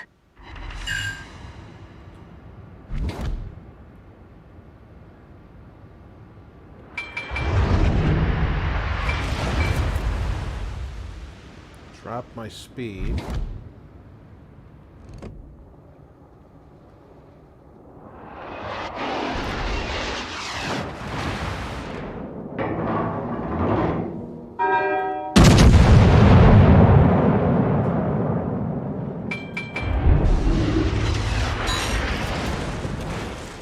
Swing out real quick so I can get the rear turrets.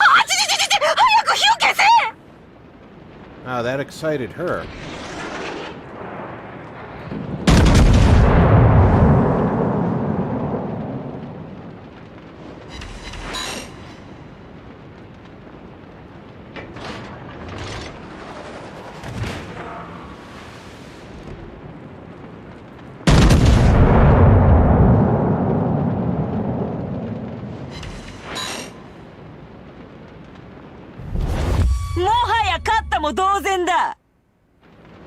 I don't really worry about a single fire burning. I've mentioned that before. It's not going to do a lot of damage when I've got this much health. And I have a repair party.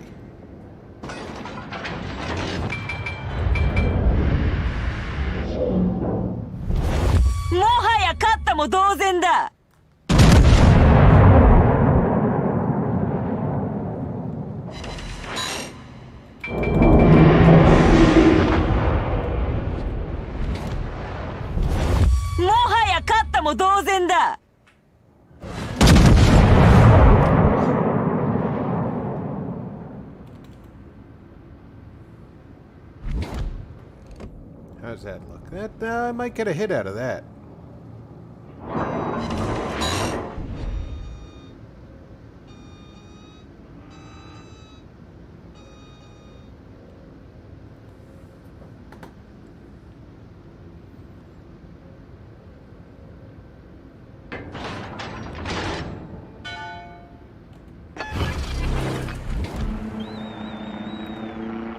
I prefer to keep that aircraft carrier in gun range, please. Which is exactly why I have a spotter aircraft.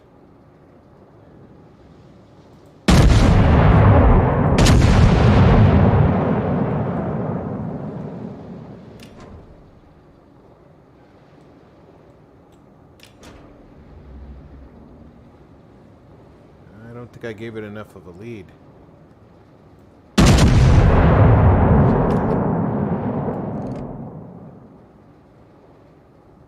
Some of the oblique angles that you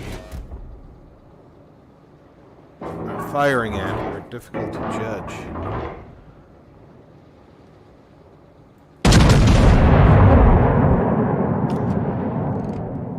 Don't want to get too off.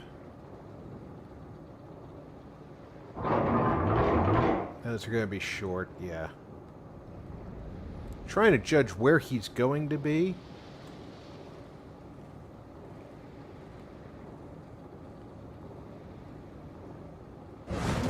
Just like those torpedoes back there are.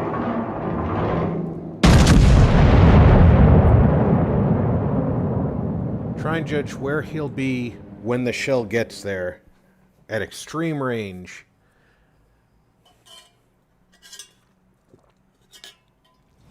He has time to turn.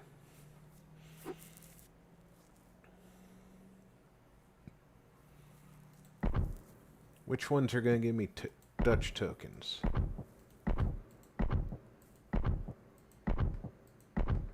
Not seeing any Dutch tokens here. So now let's go to the mission board and see what I have to do to get some tokens.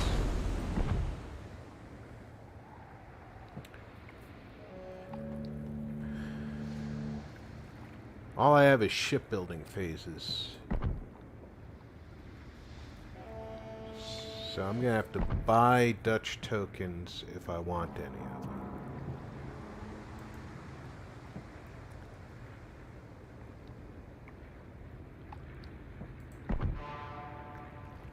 Yeah.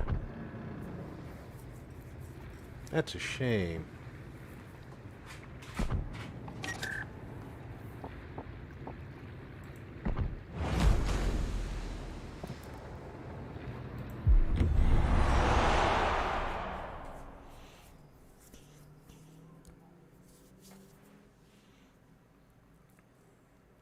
I like the co-op mode battles for Friday night fights because I can control the tempo of how frequently we have battles. Works out pretty well. On a busy Friday night,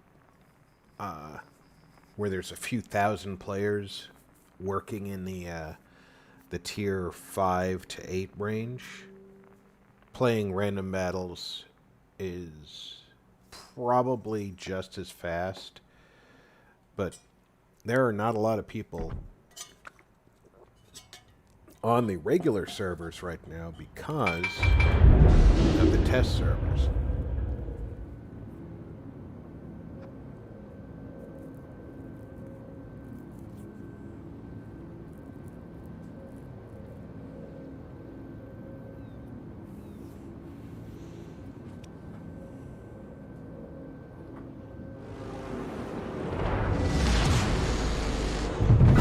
戦いという言葉の定義を今からお前たちに教え込んでやろう。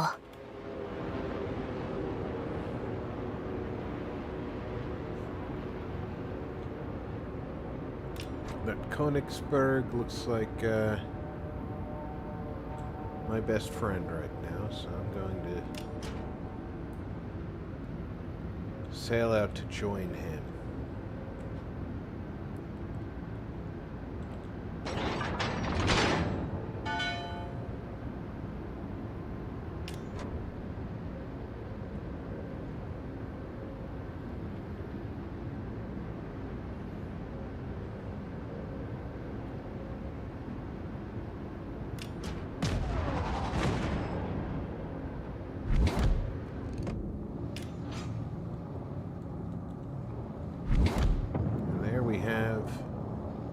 Our first catch of the day.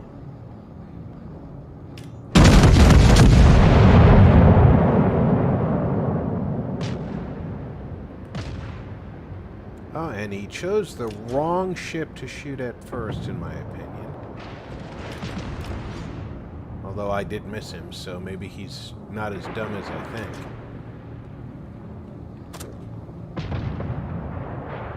But he is letting me flank him.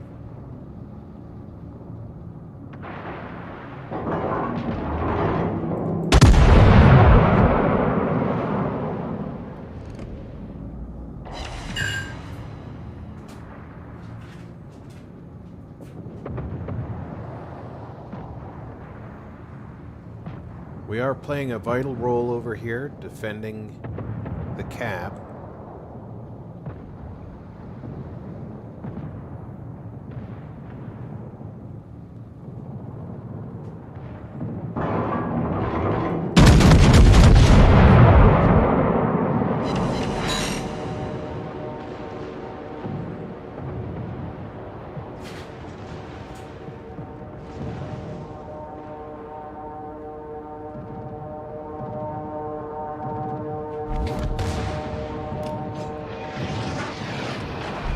Why did I swing around there?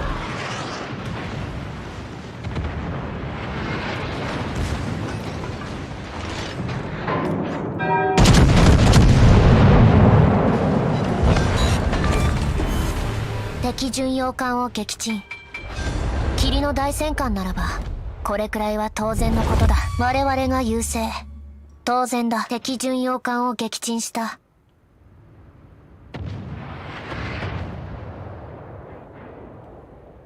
Not a lot of damage, but I got rid of 2 enemy ships. Not gonna complain there.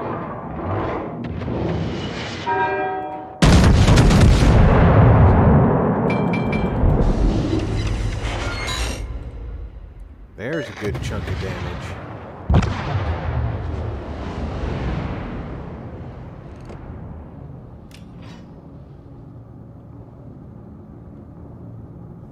Okay, so the Phoenix rammed the Alligary. The Alligary rammed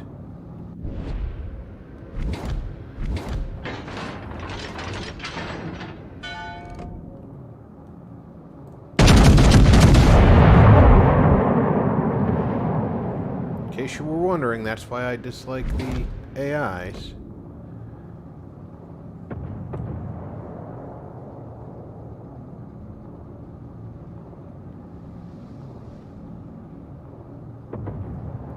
Kaiser doesn't seem to be flying any camouflage, so he's not going to have bonuses for dispersion, and his guns are all facing the other way because he's out fighting on the other side of the map. How's that lead?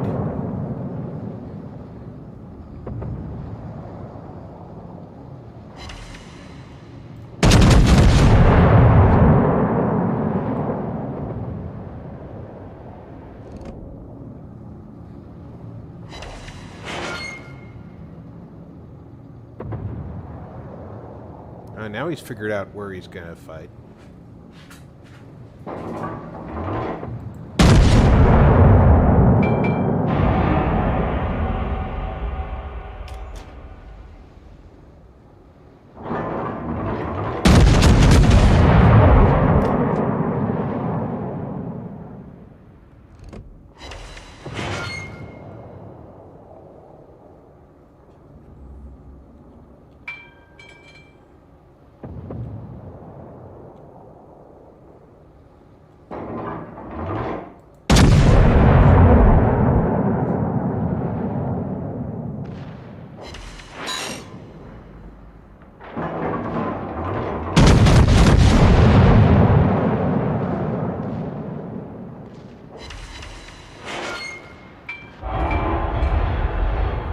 Oh, he's toast.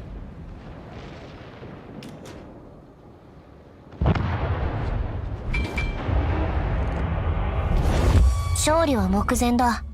だが、油断はするな。勝利は目前だ。だが、油断はするな。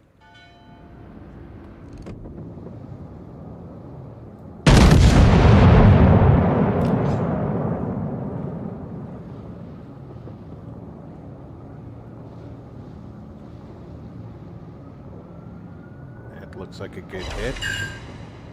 敵艦にダメージが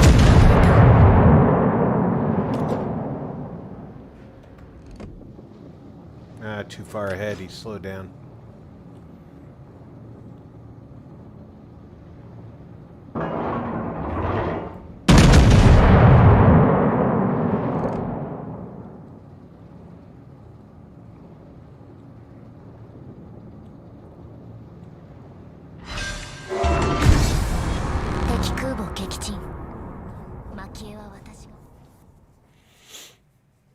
That's the danger of plunging fire on a ship that's got very little in the way of defenses, armor defenses.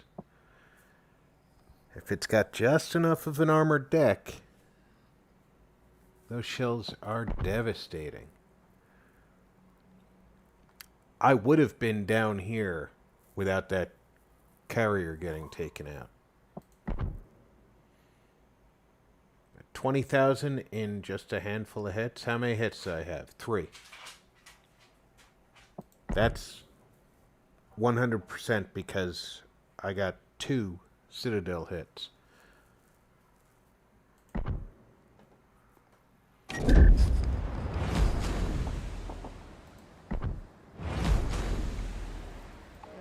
And our final anime ship in this line of devastation, the very pink ARP Hey.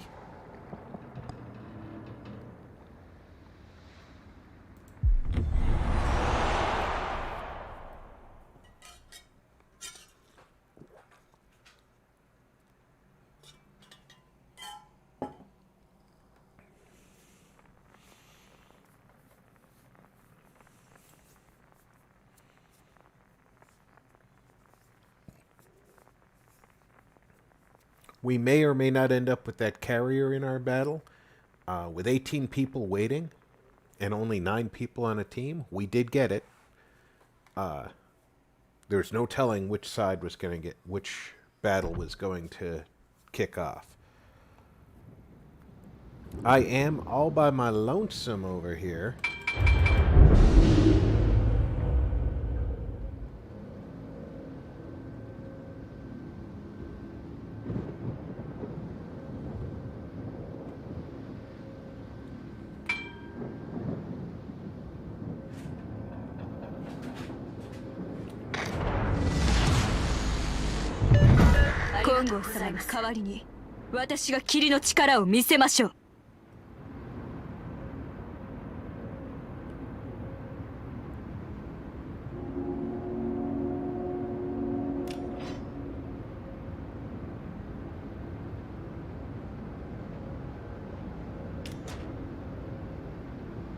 Looks like our carrier is sending his planes to investigate A, which is good. I'll know what I'm facing. And he can sweep their deployment area to find all of their ships.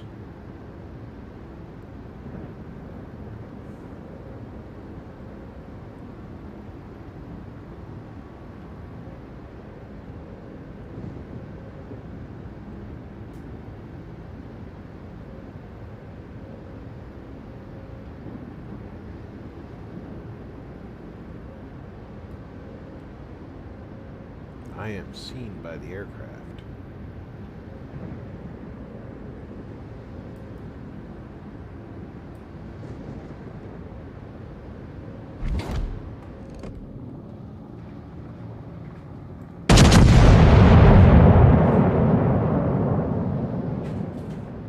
It's a long shot, but who knows, maybe I'll get lucky. Nope.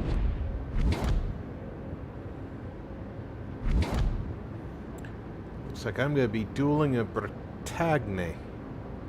And yes, I know it's Bretagne. But if they didn't want me to say it that way, they shouldn't have spelt it that way.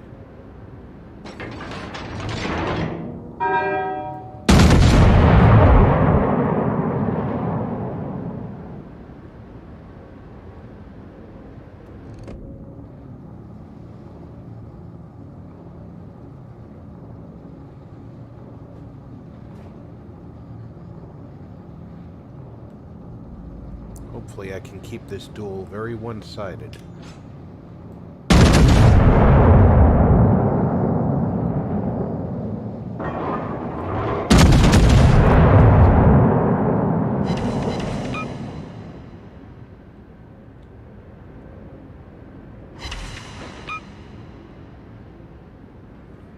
One of the things that hitting ships with high explosive rounds does This increases the chance of knocking out AA mounts.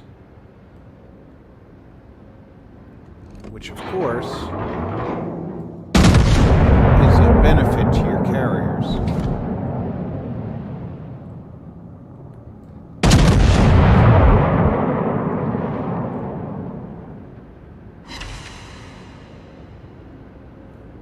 It also gives you a better chance of scoring fires and module damage.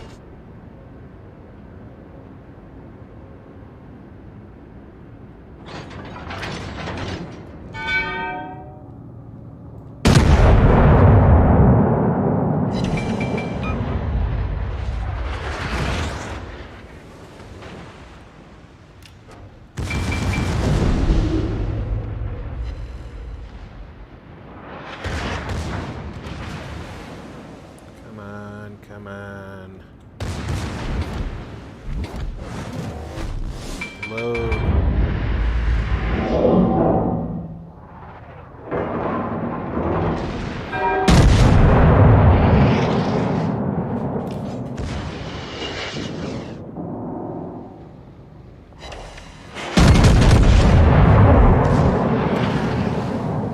Look at him coming straight in.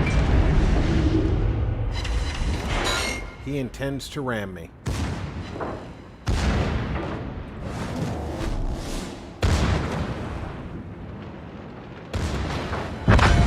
火災発生。落ち着いて消火してください。浸水発生。修復急いでください。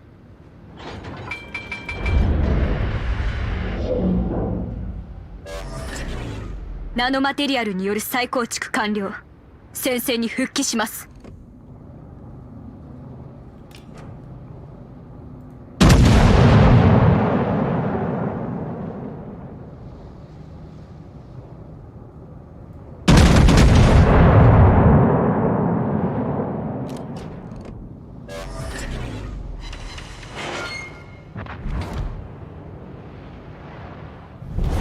我々が優勢ですね。まだこれからです。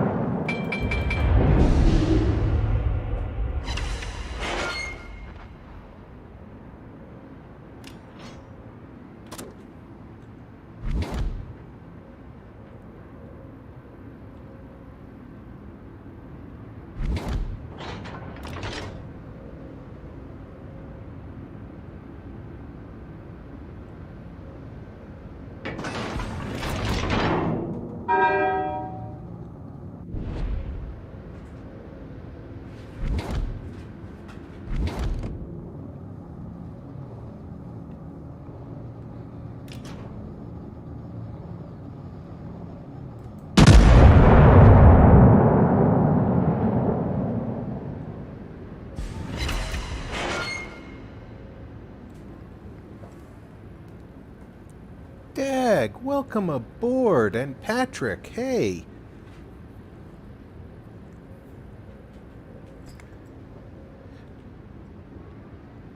Now, battleships go very well with supper, Patrick.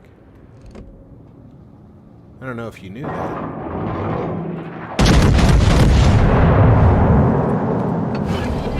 Most doctors find it 敵 extremely 艦隊 good の for your 戦闘パターン digestion. は全て読み切っています。勝利は目前です。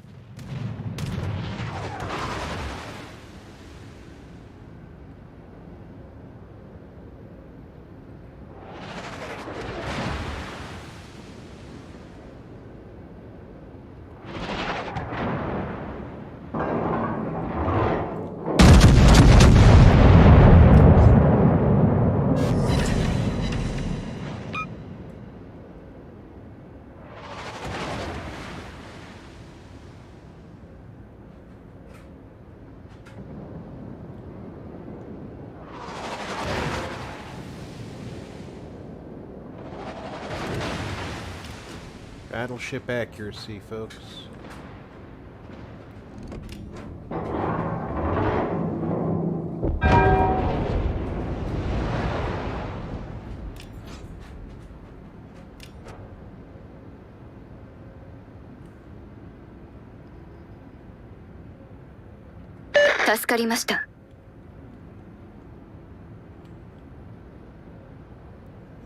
And there is our enemy carrier.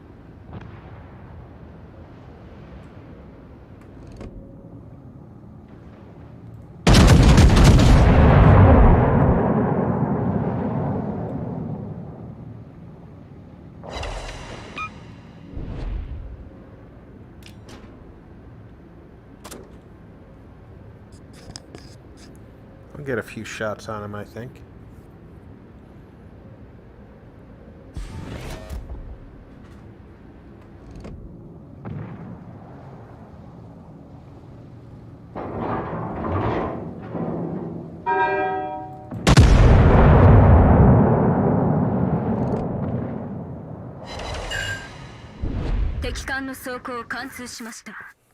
If you notice that, hey, Pat, I like that they use the language.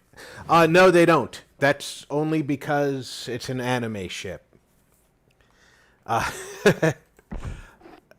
They did a promotion a couple of years back with anime called High School Fleet, and you won these through participating. So I got a whole slew of anime ships. You can download voice files, though, for the other languages if you want that on your ship, which is just as good in my book. I mean, if they're going to give you the opportunity to have the voice files, they're doing good.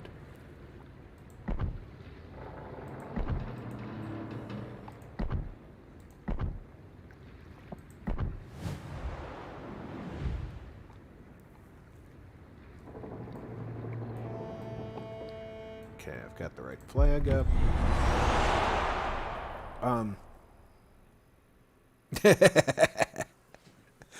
Yeah, Patrick, it counts as camouflaged, even though you can see, should probably be able to see it from twice as far away. As I was saying, though, at the end of that battle, you could see that I got credit for starting a fire, but the fire didn't even really jump up on deck before it was out. Aircraft carriers have automatic damage control parties, and they last for quite a while. For example, if you look at my damage control rating here, the consumable action time is 5 seconds. On an aircraft carrier, it's like 30 seconds. And as soon as it takes a devastating hit, it'll lose the party. Let's give them a hard time. Action stations. Luckily, I don't have to worry about enemy carriers, And fair seas. but it does reduce the usefulness of my Denied. my ship's catapult fighter. On Neptune's beard. And in case you didn't know, I need help. in the old days, they'd put these seaplanes on catapults and launch them. Same kind of steam catapults we use even nowadays. I mean, new ones are more advanced, but same idea. It's steam catapult to launch the plane into the air, and then they'd fly their mission, and they'd come back to the ship where they would land next to it, and the cranes would lift the plane out of the water and reload them onto the catapult.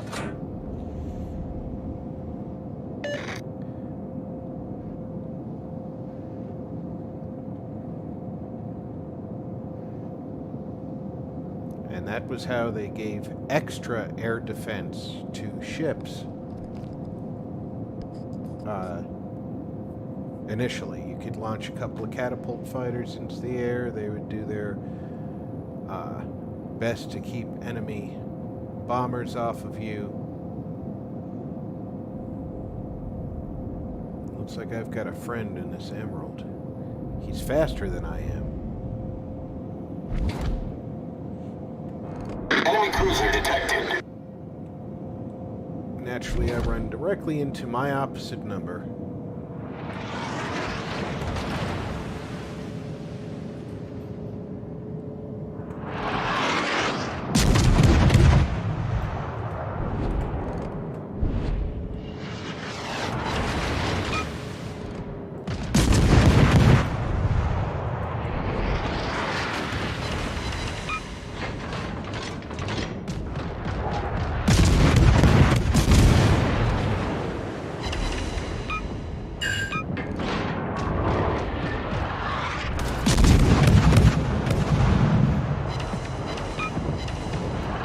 He has torpedoes just like I do. Torpedo tubes destroyed! Which side?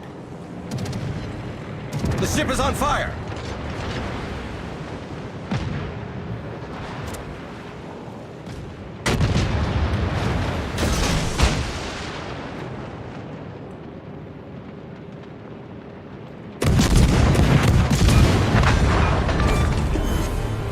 Cruiser destroyed.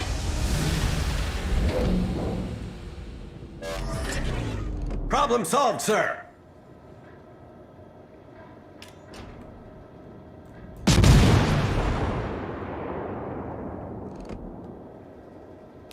Our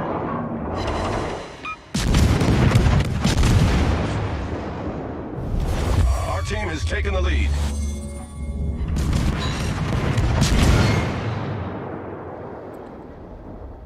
It's nice to be able to shoot over the island.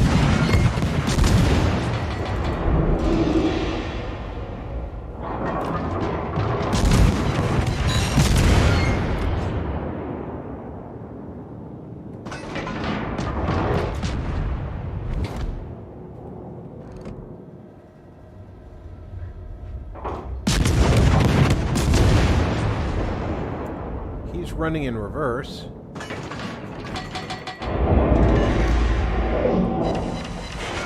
Which means he's not very fast. Now he's straightening out.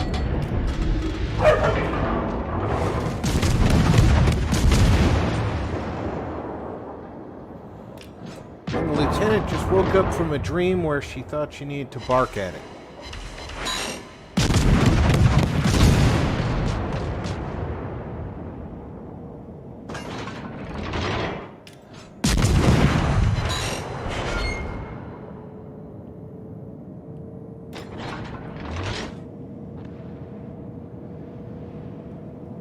I think it's entirely possible Our that's the victory is in sight. end of any participation I'm gonna have. Being we have a destroyer somewhere, and being the, or not a destroyer, that's a sub, isn't it?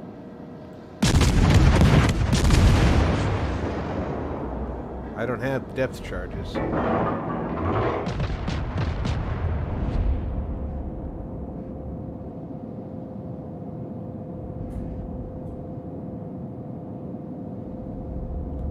But it is always worth shooting at a sub. Because if he's at periscope depth, or surfacing,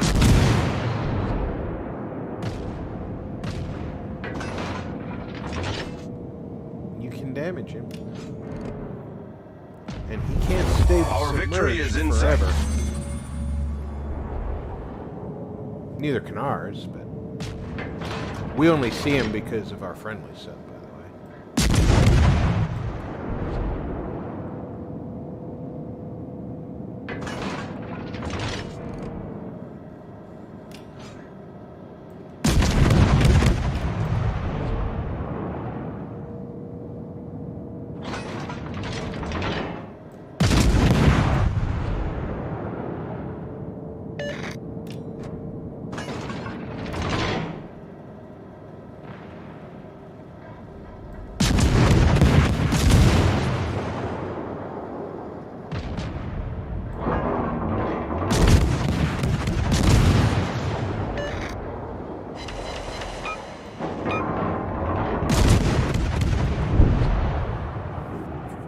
Got a couple of hits on him.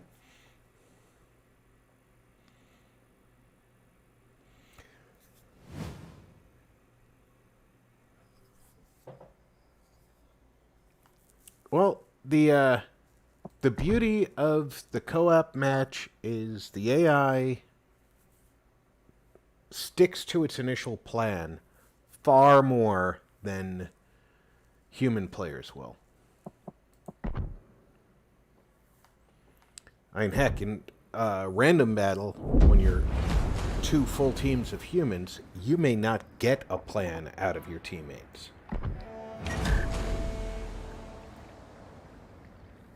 New York, one of the older battleships, as you can tell from just how freaking wide it is.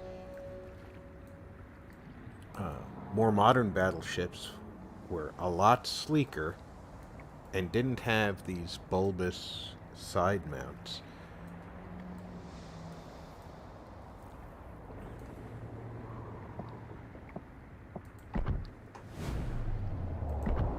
Let's get her ready to fight.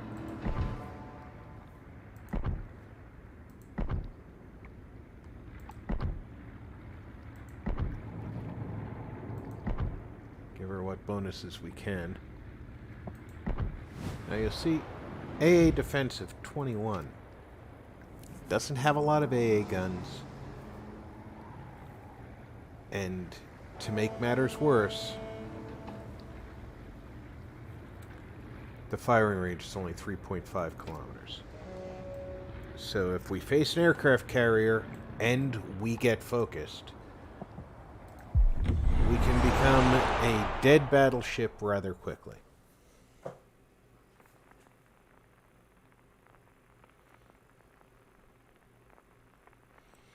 Yeah, New York was a really beautiful battleship.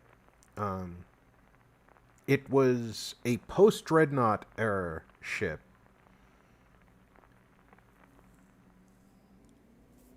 But it was not a... there was another class of battleship that came out before World War II, and then a different class of battleship which came out during World War II, which kind of was the nail in the door, coffin lid, nail in the coffin of battleship design. It was the final design, and we did use them up through the 80s. General quarters. Just not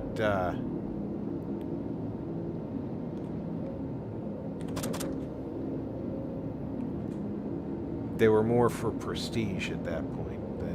We did a lot more firepower with cruisers and destroyers than we did with battleships at that point. Now, because I know the AI will do it, I'm going to head for the gap in the middle.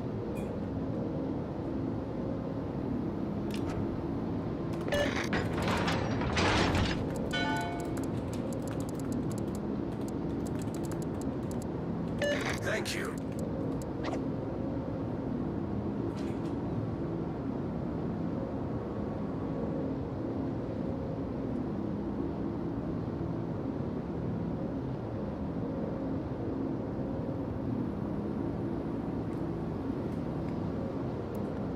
And of course, painted up in stars and stripes, she's absolutely gorgeous.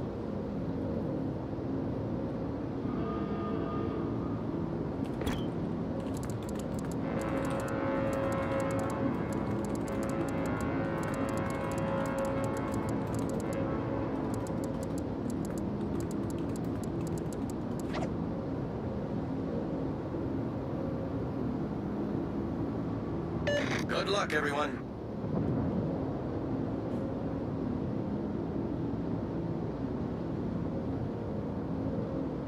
The sub is going to make that gap before I do. I'm almost going to guarantee you he's going to spot something in the channel. Enemy battleship sighted. Looky, looky. I deserve a cookie.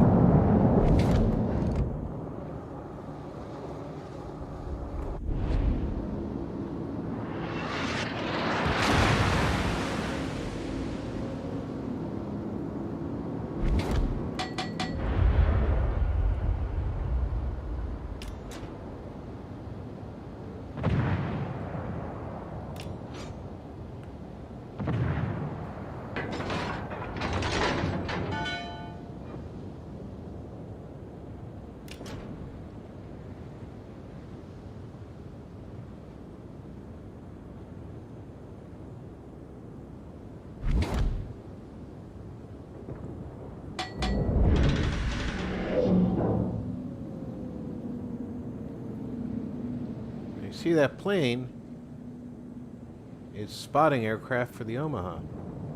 Or fighter aircraft. Probably fighter, yeah. He's using it like a spotter.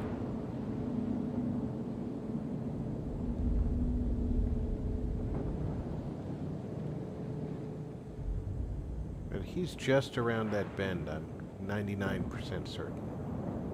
And you can see the Giulio Cesare is moving towards the center gap as well. If I can... We've spotted an enemy submarine.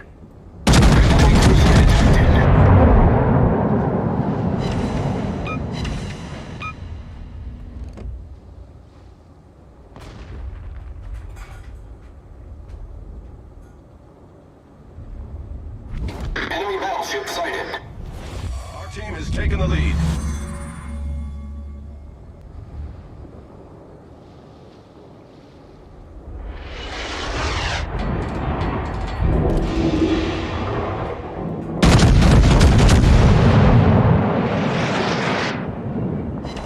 I really wish people would pay more attention to me when I tell them what I know.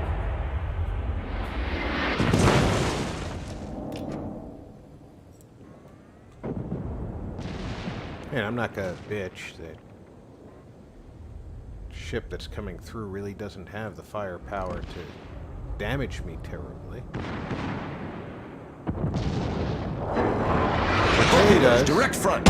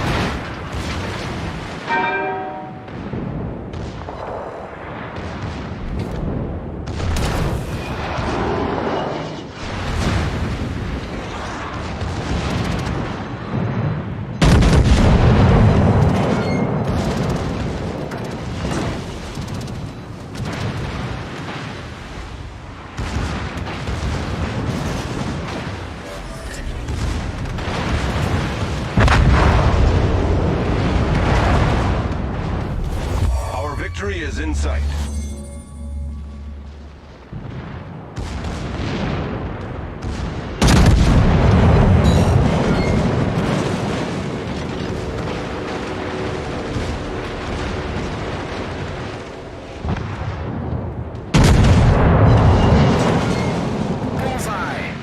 That's a nice way to get a citadel.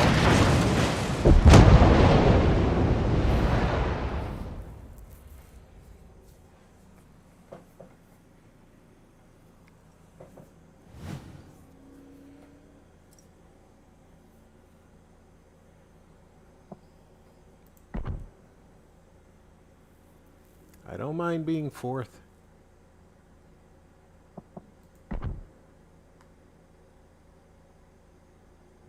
About half of that was to the King George. 25 out of 40,000. Yeah. 46,000.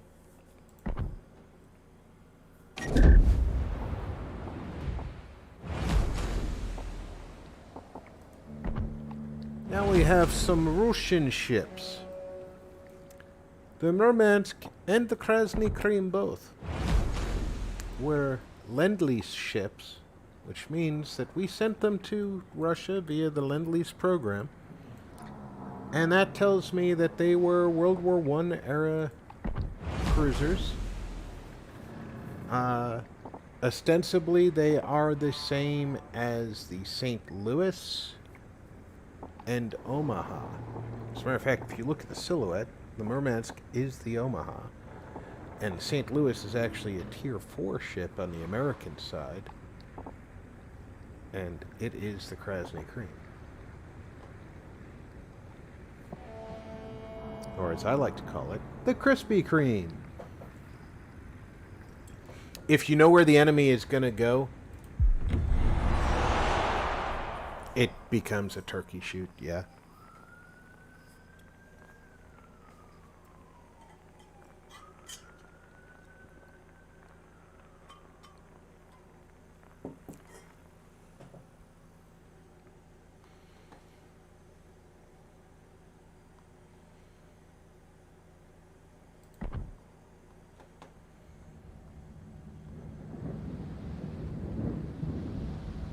You see, this ship has a spotter aircraft. It only has one on the catapult right now, because it represents that there's only one that you can launch. Battle starts. Much obliged. But you see, there are two catapults. It would have two on the deck. It still would only launch one normally, but if they were engaged in a search operation, they would put both aircraft in the air, search for the area for whatever it was they were looking for, and if it was an emergency search operation, they would even take the plane that the spare plane out of cargo space and put it on the catapult and launch it. So in the real world applications, this was a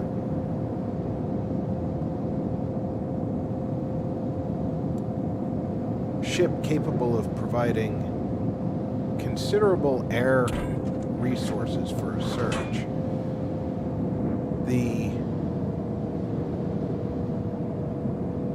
limitation of that would, of course, be that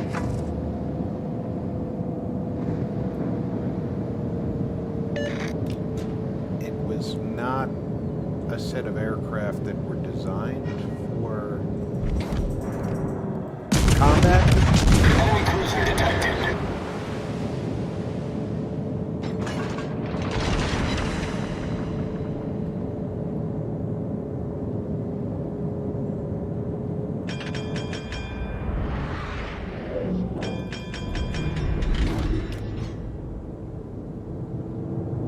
So they weren't really great for like defensive missions. Their pilots had access to some light arms, and they certainly didn't normally carry any kind of bombs.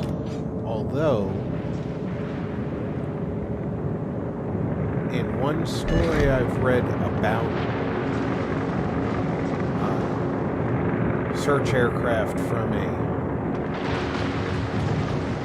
cruiser during World War II, they actually took some 5-inch shells with them into the aircraft and went ahead and fired them or dropped them from the aircraft.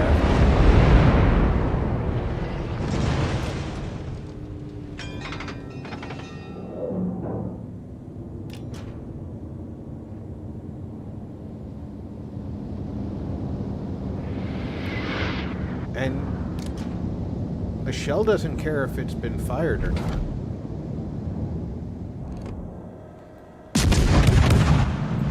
When its fuse lands on the deck of a ship, it goes off. Enemy battleship detected.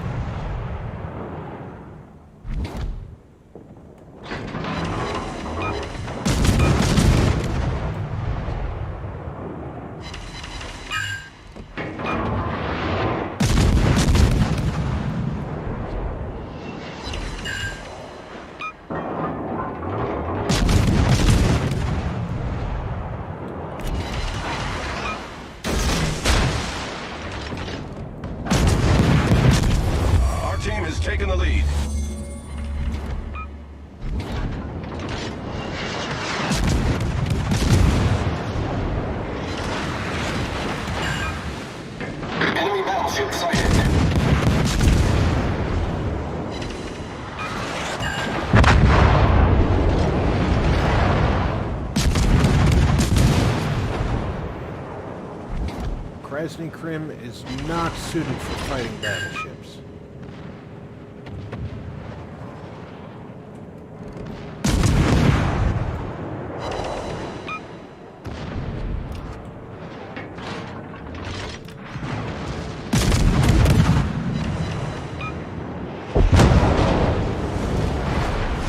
Don't get me wrong, I can and I will, but that's not the purpose of a ship like the Krasny Krim, or the Murmansk, or even the, I think the next one up is the Kremlin, if I'm not mistaken.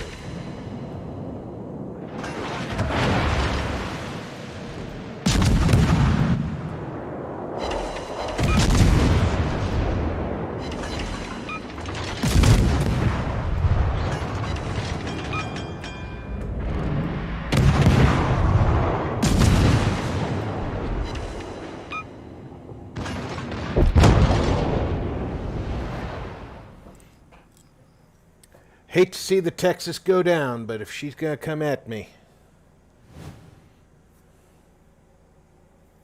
Of course, the real Texas is outside of Houston and is a museum ship.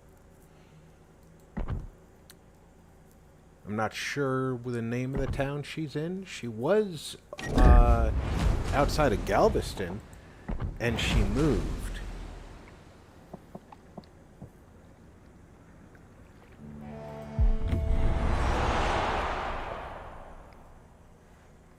I know that she's recently had extensive repairs done to maintain her as a museum ship.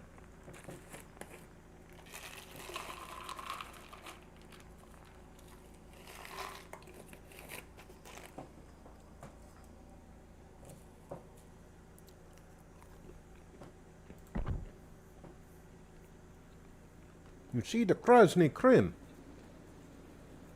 Precisely the same, only different.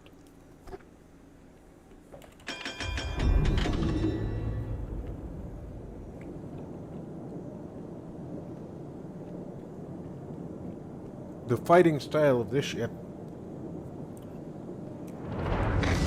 pretty much the same as Action stations. the previous one, Thank you. except the torpedo range is shorter.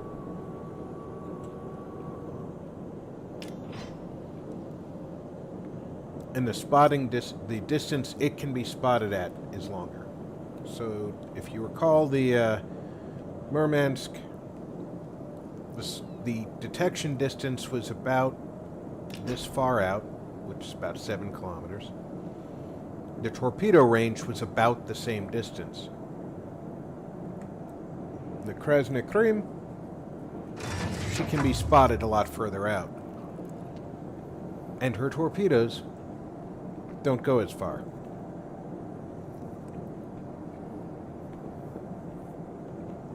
She also does not carry any aircraft.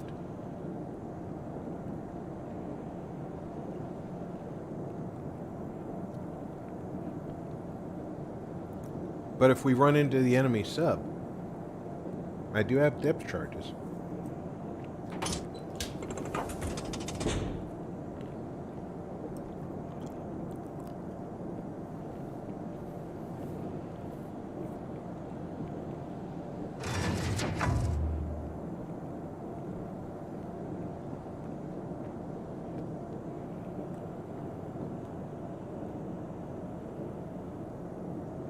I've been spotted. That means that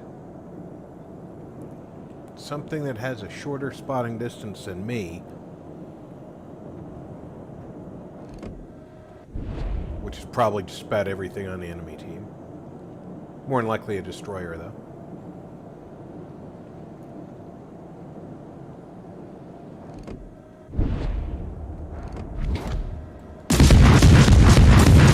Destroyer detected. There he is.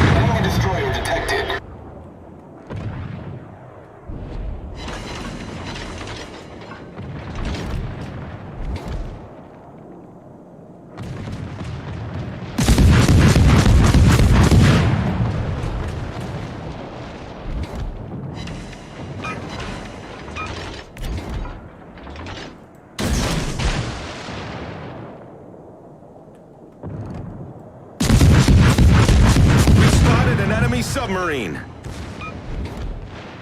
We did, or somebody did?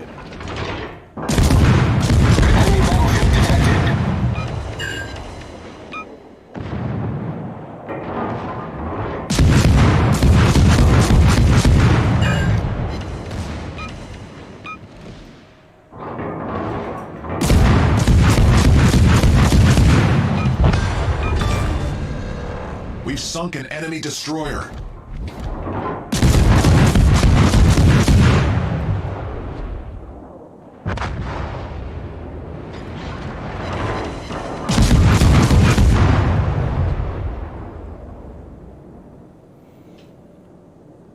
I swear you're still here too, Dad.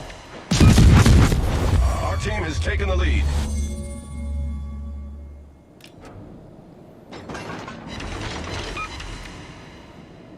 I didn't know you were apartment hunting.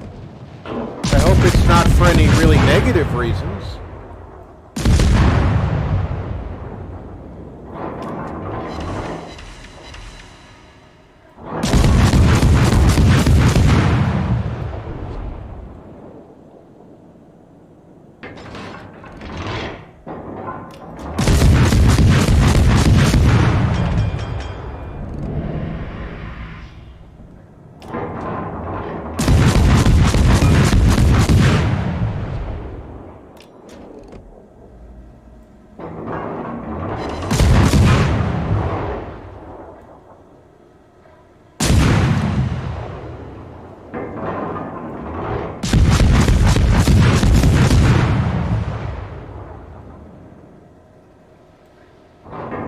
Enemy cruiser detected.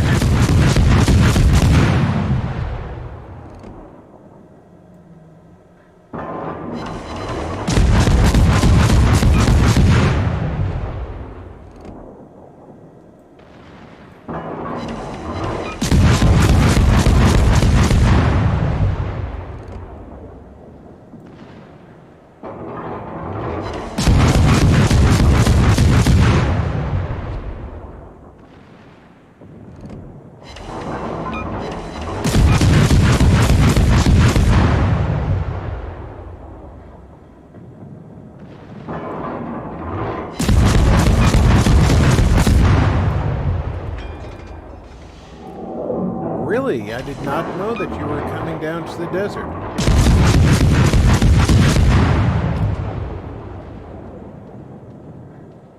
Well, good luck on your move.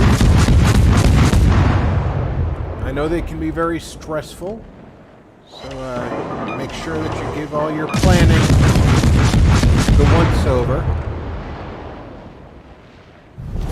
Our team has taken the lead.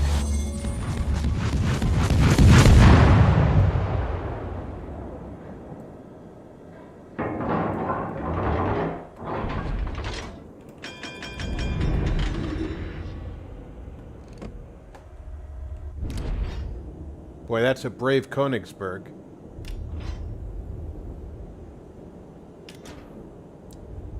I am the last remaining ship. I will capture the enemy and show him exactly where I am. Oh, that's a bad idea. Too late.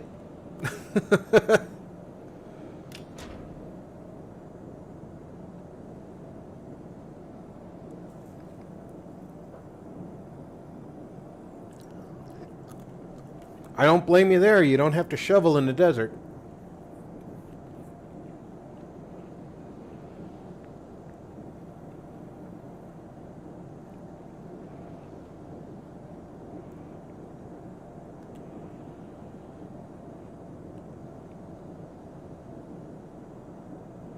Well, if I'm visible, he will be shortly too.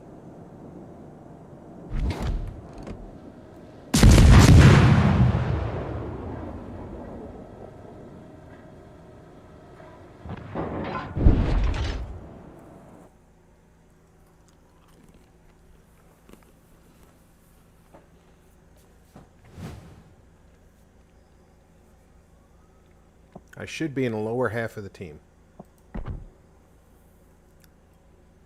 I would not put myself there based on today's performance, but thank you, matchmaker.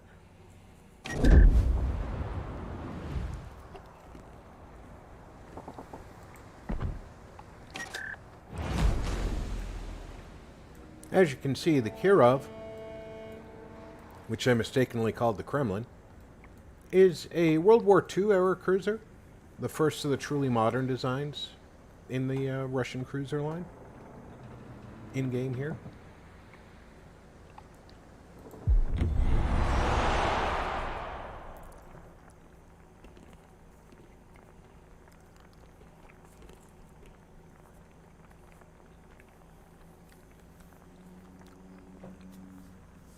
She was also purpose-built for the Russian Navy, as opposed to a Lend-Lease vessel.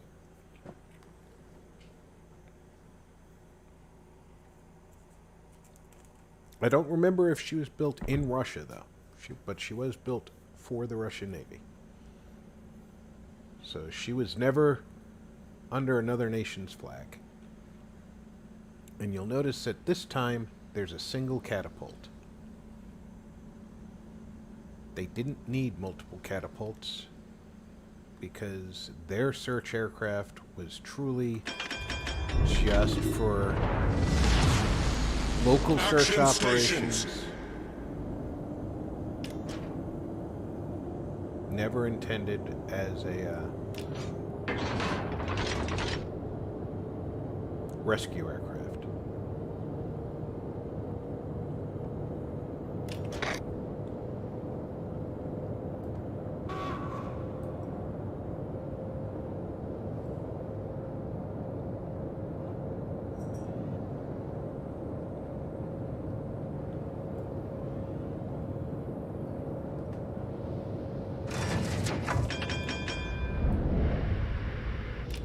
Alright, I am being targeted.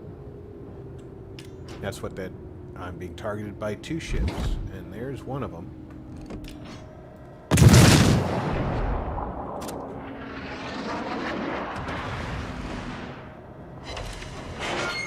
Over penetration? No.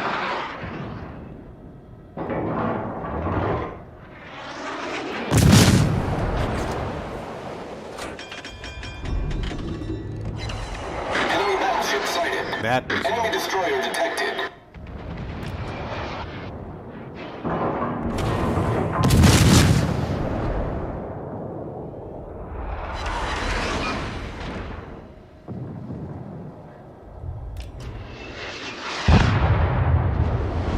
Enemy battleship sighted. great. Our kamikaze apparently thought that his name meant he should be kamikaze. Torpedoes, direct front. And he didn't Torpedoes, even direct kill front. who he shot at, who he ran. Enemy destroyer foundered.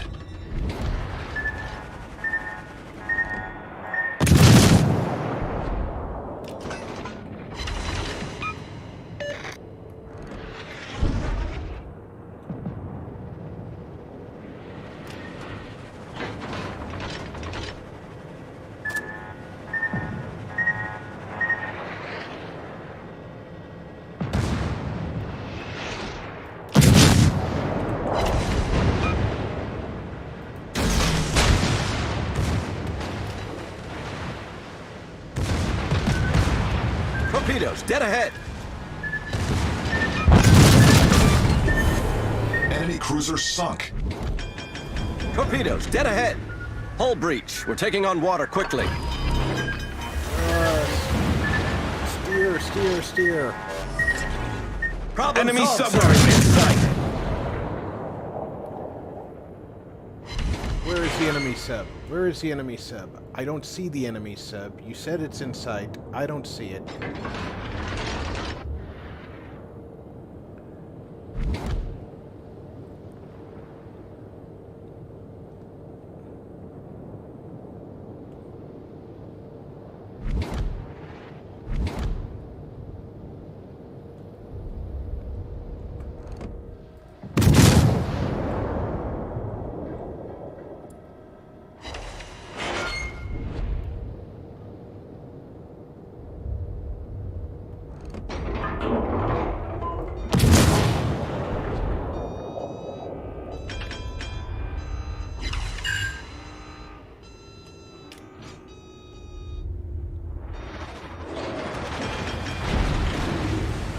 can see the atrocious aim that battleship just exhibited.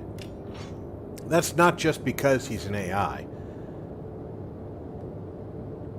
Although that didn't help him any. Our team has taken the lead. Battleships have some of the poorest aiming guns in the game.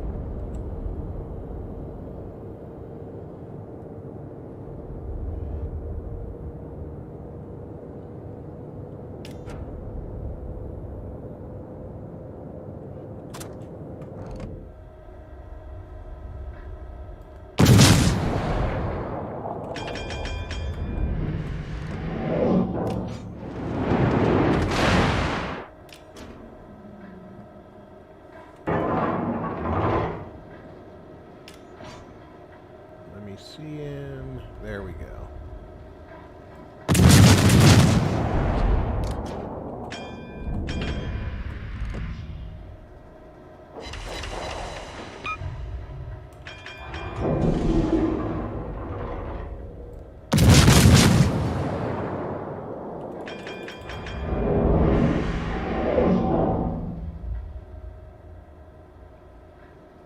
As I just missed every shot, saying how inaccurate battleships are.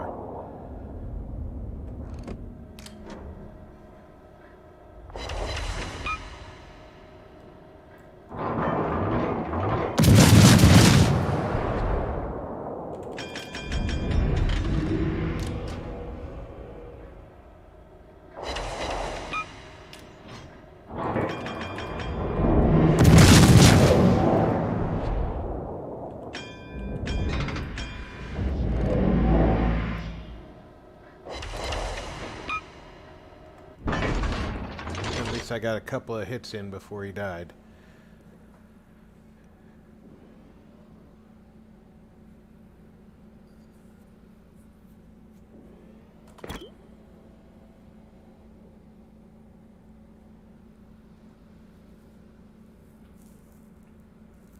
That enemy sub was last seen in the center area somewhere.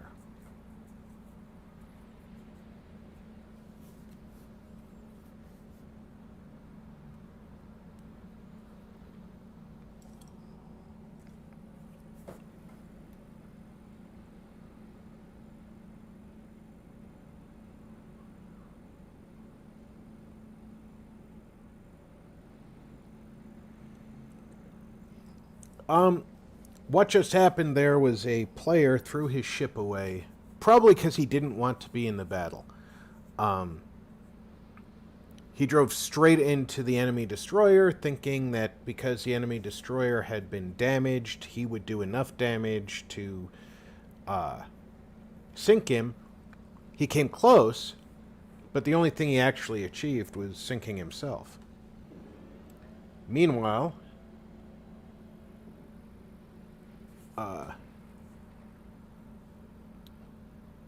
when I faced off against the cruiser, I managed to get the torpedoes on him, because the guns on this don't reload very quickly. There is limited opportunity to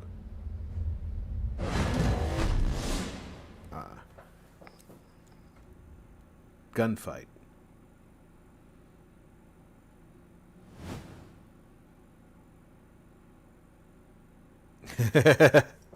Yeah, I did take part in another nautical mugging, that's for sure. With 47,000 damage, I should be in a top 5. Yeah, there we go.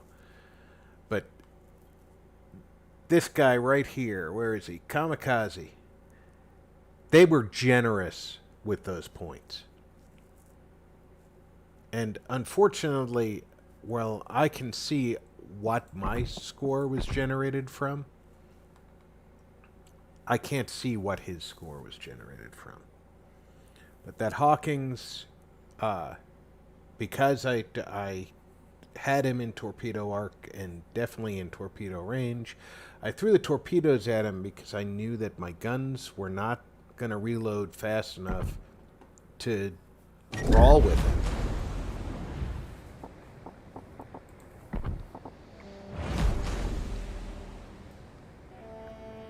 Nice Russian battleship. This ship was renamed from its previous life to the October Revolution.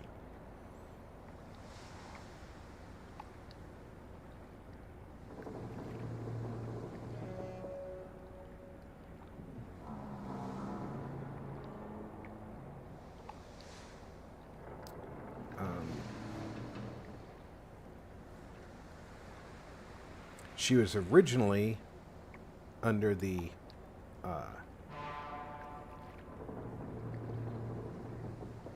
Tsarist Russians,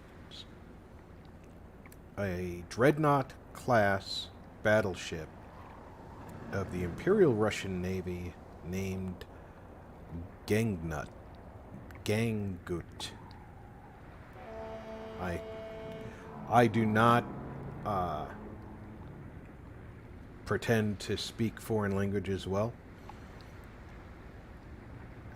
She was named after a victory against the Swedish Navy at the Battle of the same name in 1714.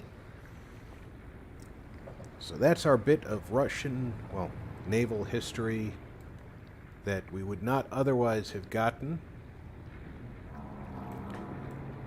She's a big boat, and she does have some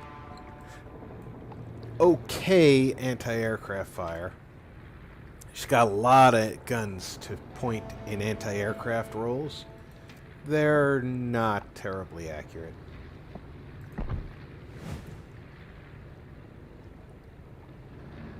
I have 5 points to spend.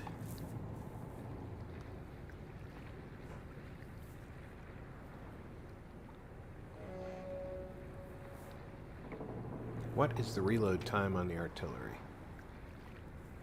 32 seconds. So I need a 2% reduction in reload time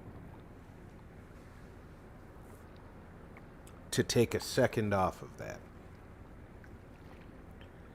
It takes 5% of the ship to get one, so at 10% loss of hit points, I take a second off the reload time.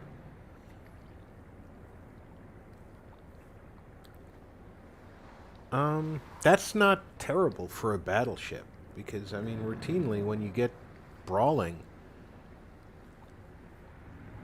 you can be at half health.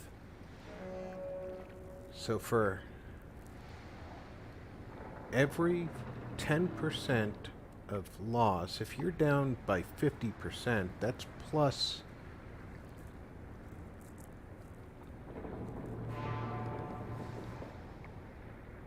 math. It's 1% down for every 5%. So at 50%, it's 10% off the load time. So yeah, that's a pretty convincing change. And the reload time on secondary guns becomes absolutely impressive at 50% and less. So let's take that one. And I do like to know when people are targeting me, so I'm taking that one.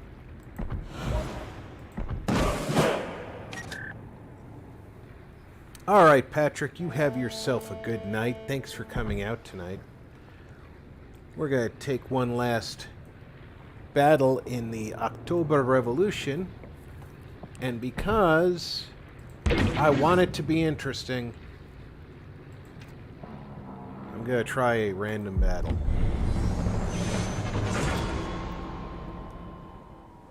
These will be human opponents. We will not be able to second guess what they're going to do in advance.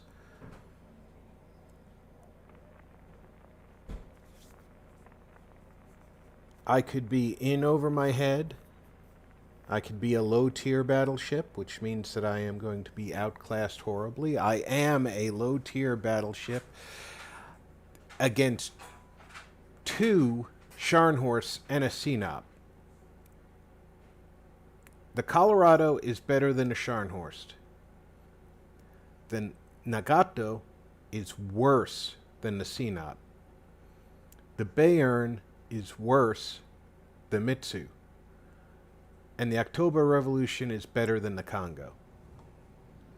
This is going to be a rough battle. Action I'm stations. going to join that Scharnhorst B.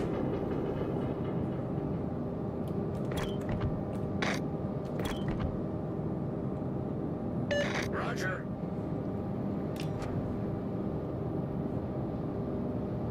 Once I've got the ship on course, I'm going to tell him I'm supporting him. Mernir.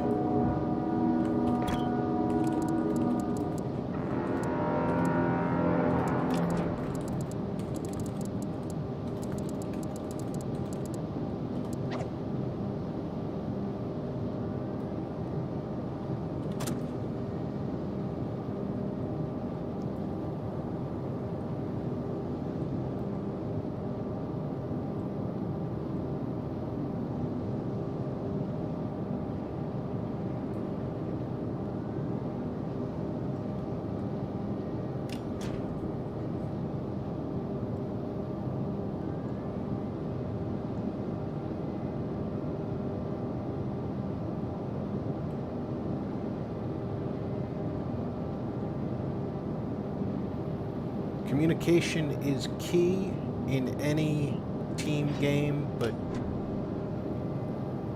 in my opinion, even more so in a battle game like this.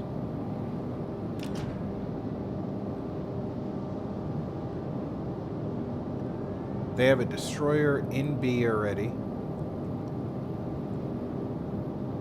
I know he's a destroyer because our destroyer hasn't spotted him, and at that distance there isn't a cruiser or battleship on the enemy team that wouldn't have been spotted. There's the Mitsu. He does have better guns than me, but he doesn't have line of sight to me. Enemy battleship detected.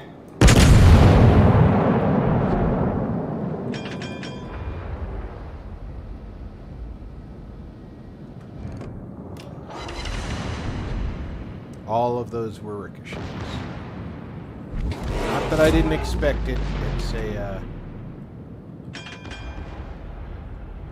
Enemy destroyer sighted. now I wish I hadn't changed ammo types. Enemy cruiser detected.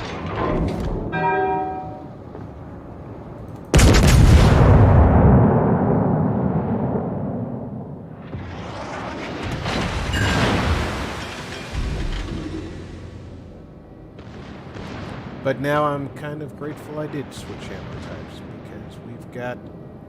All stations requesting fire on the designated target. I need intelligence. Torpedoes, data. dead ahead.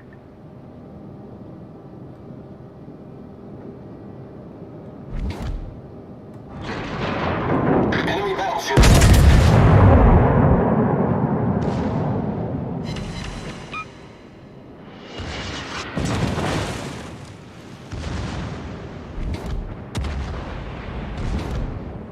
I definitely need to make way. Torpedoes to starboard.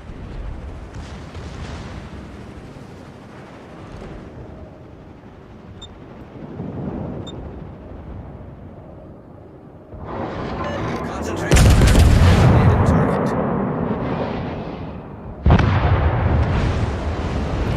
Whoa, whoa, whoa, whoa! Concentrate fire on the enemy warship.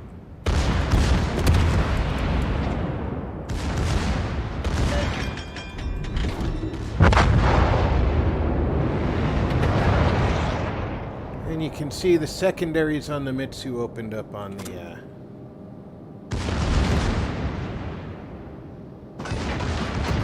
destroyer at fairly decent range. That tells me he's probably got better secondary range than I do.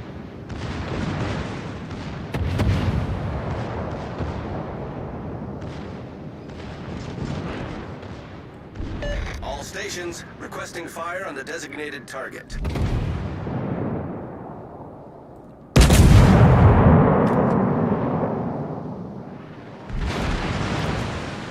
Hoping that not only do I hit with a few of those, because they're HE, they did some damage, yeah. Capture that area. The Scharnhorst just barely escaped torpedo death.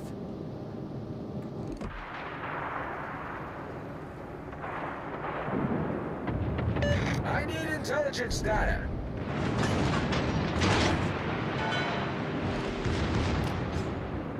Enemy cruiser sighted.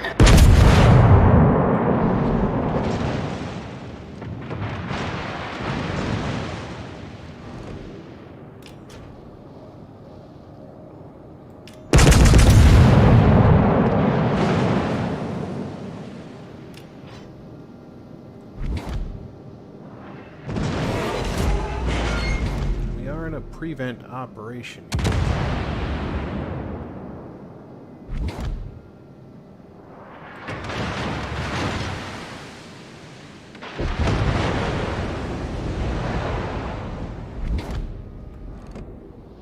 I see the Königsberg. Enemy destroyer sighted. The ship is on fire! It's a juicy Torpedoes target. astern! Torpedoes astern! Torpedoes to starboard! And I'm suddenly alone.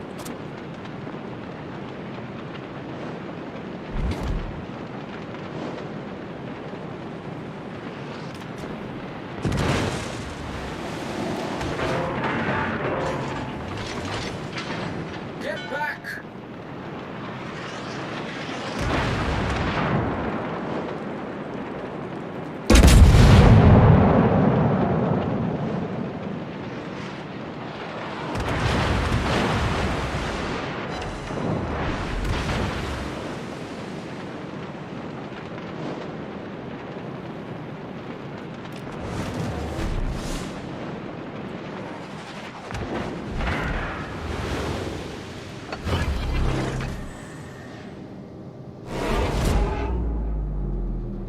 Torpedoes, dead ahead!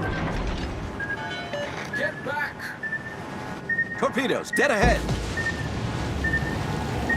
Hull breach. We're taking on water quickly.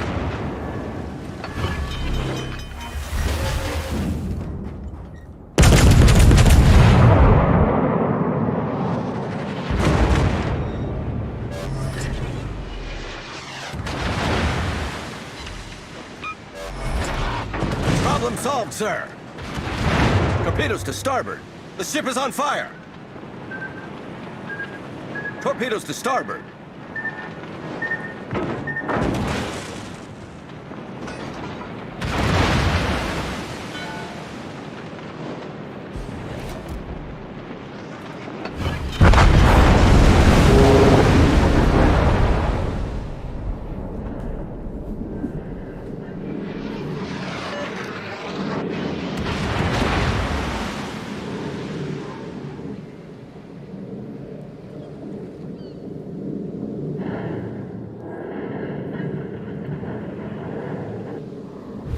The enemy team has taken the lead. No, really? Couldn't figure that one out on my own.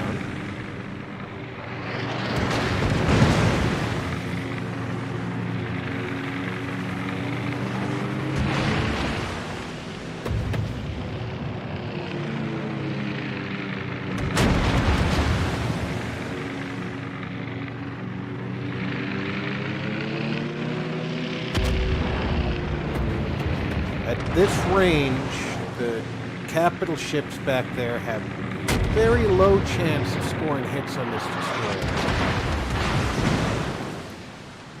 He is best served chasing the enemy destroyer to keep him spotted for our guns.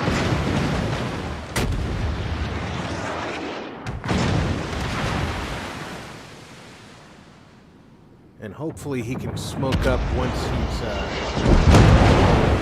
eliminated him.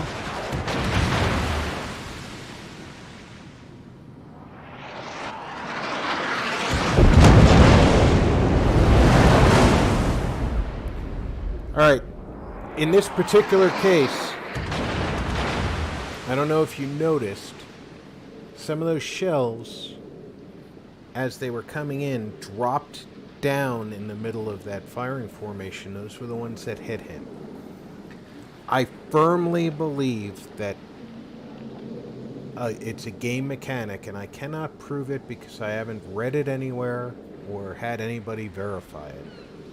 But I firmly believe it's a game mechanic that your shots are determined to hit or miss long before they get to their target. And it does not matter what maneuvering that target does. In this case, he made a 45-degree turn All stations. and reporting still the got position hit of by a 2 strategic shells that target. killed him. Hey, Otto! Yeah, our fleet got plastered. We're on the receiving end of one of those, how did Groucho put it? Naval mugging?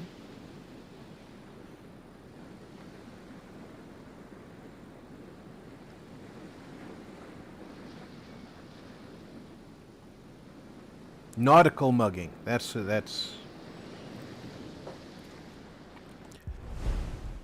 And I forgot that our normal course of action is to complete the stream with an aircraft carrier. And I don't like to disappoint. So we are going to take a Japanese carrier, the Shokaku. No, we're going to take the Rijo, or Rio. I'm terrible at pronouncing foreign language words, so if I offended any Japanese viewers, don't be offended. It's just my lousy pronunciation.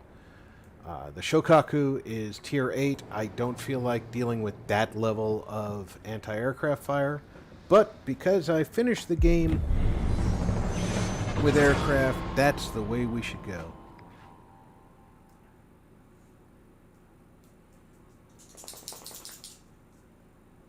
I am ahead of the curve. We've been spanking other teams all night. Taking a loss is not the end of the world.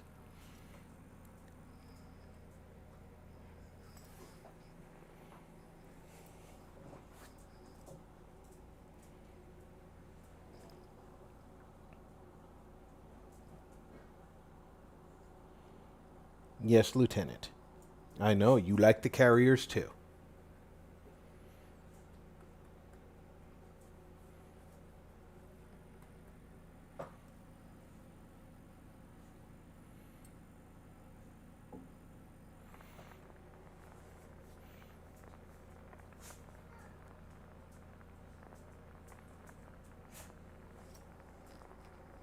I know I've been falling asleep before your streams are ending, Otto, but I do go back and rewatch because you're, especially your Battlestar streams, but even your Red Dead streams, they're entertaining to the last moment. And for any of you who may be watching now who don't already follow Otto, I highly suggest following Otto. He has very entertaining streams and is an all-around great guy. Action station. Fair seas. Autopilot mode enabled.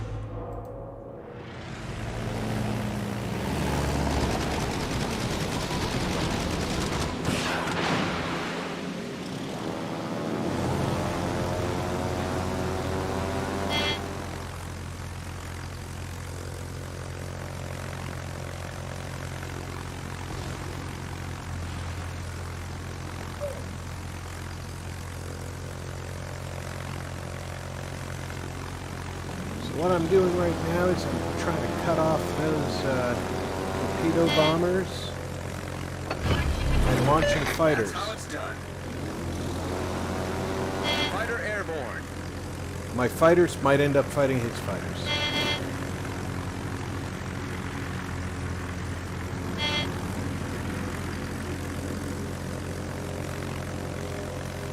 If they get within combat distance of each other, that would be one heck of a fight.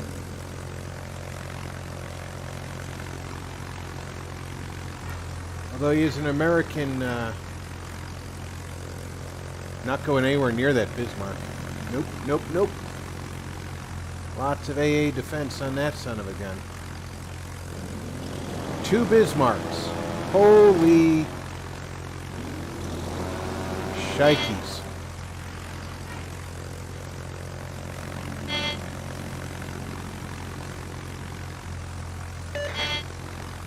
Oh, and an Issei. Issei's a broken ship.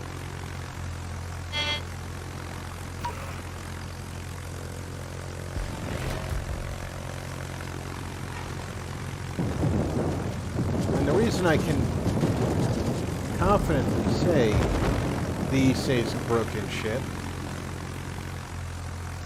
is because of Leon. I can take on a Leon, but I should be taking on this Kabuki.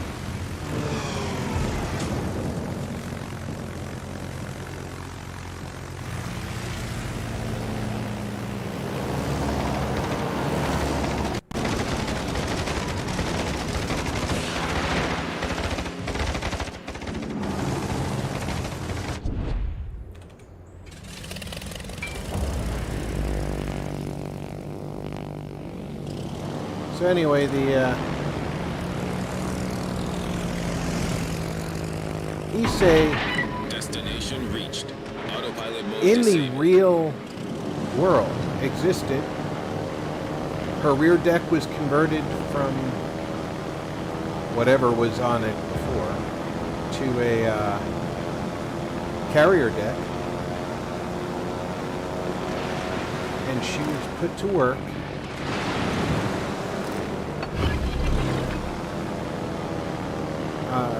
launching dive bombers.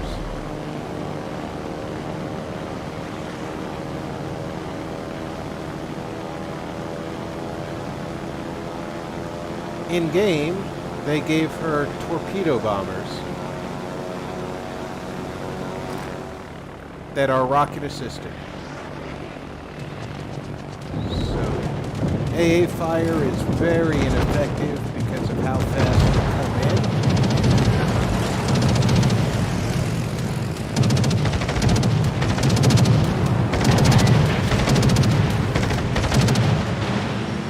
Did I get him? No. They've upgraded the Leon's defenses. I know that for sure. Let's move my ass. Autopilot mode enabled. And let's take on that prince. Teammate, I need your support. Get back.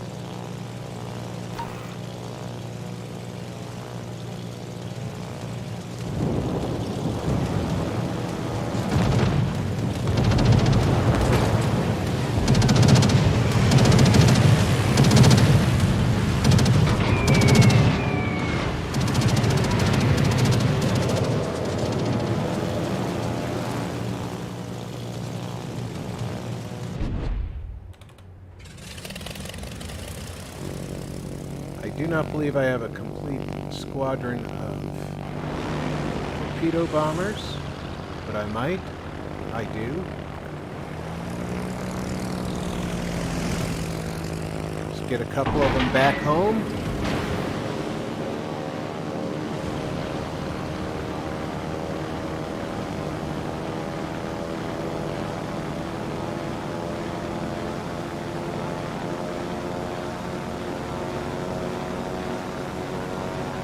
Requesting assistance. got it. I just have to fly the way that makes sense.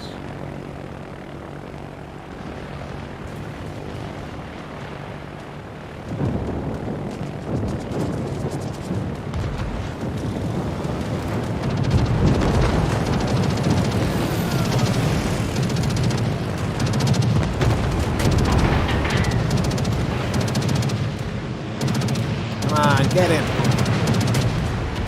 The enemy team has taken the lead.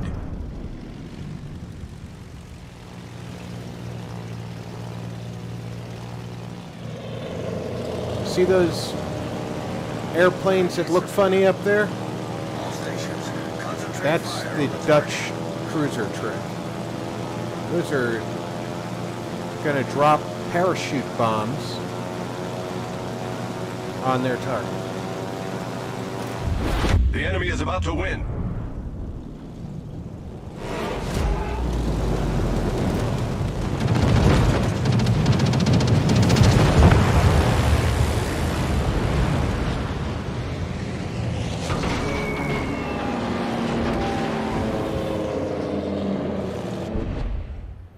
I really don't want to take on a freaking Bismarck.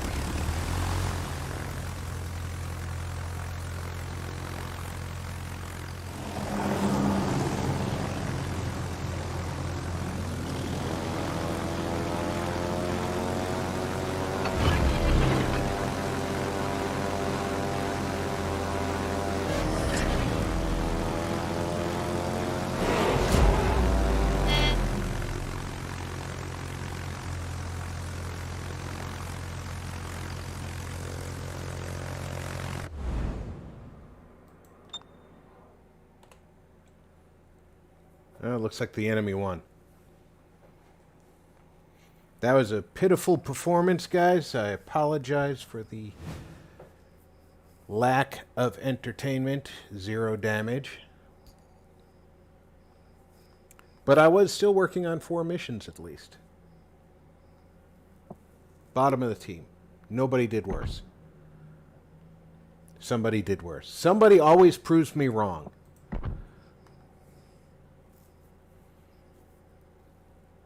Seven torpedoes, none of them hit. 4 bombs, none of them hit. 16 rockets, none of them hit.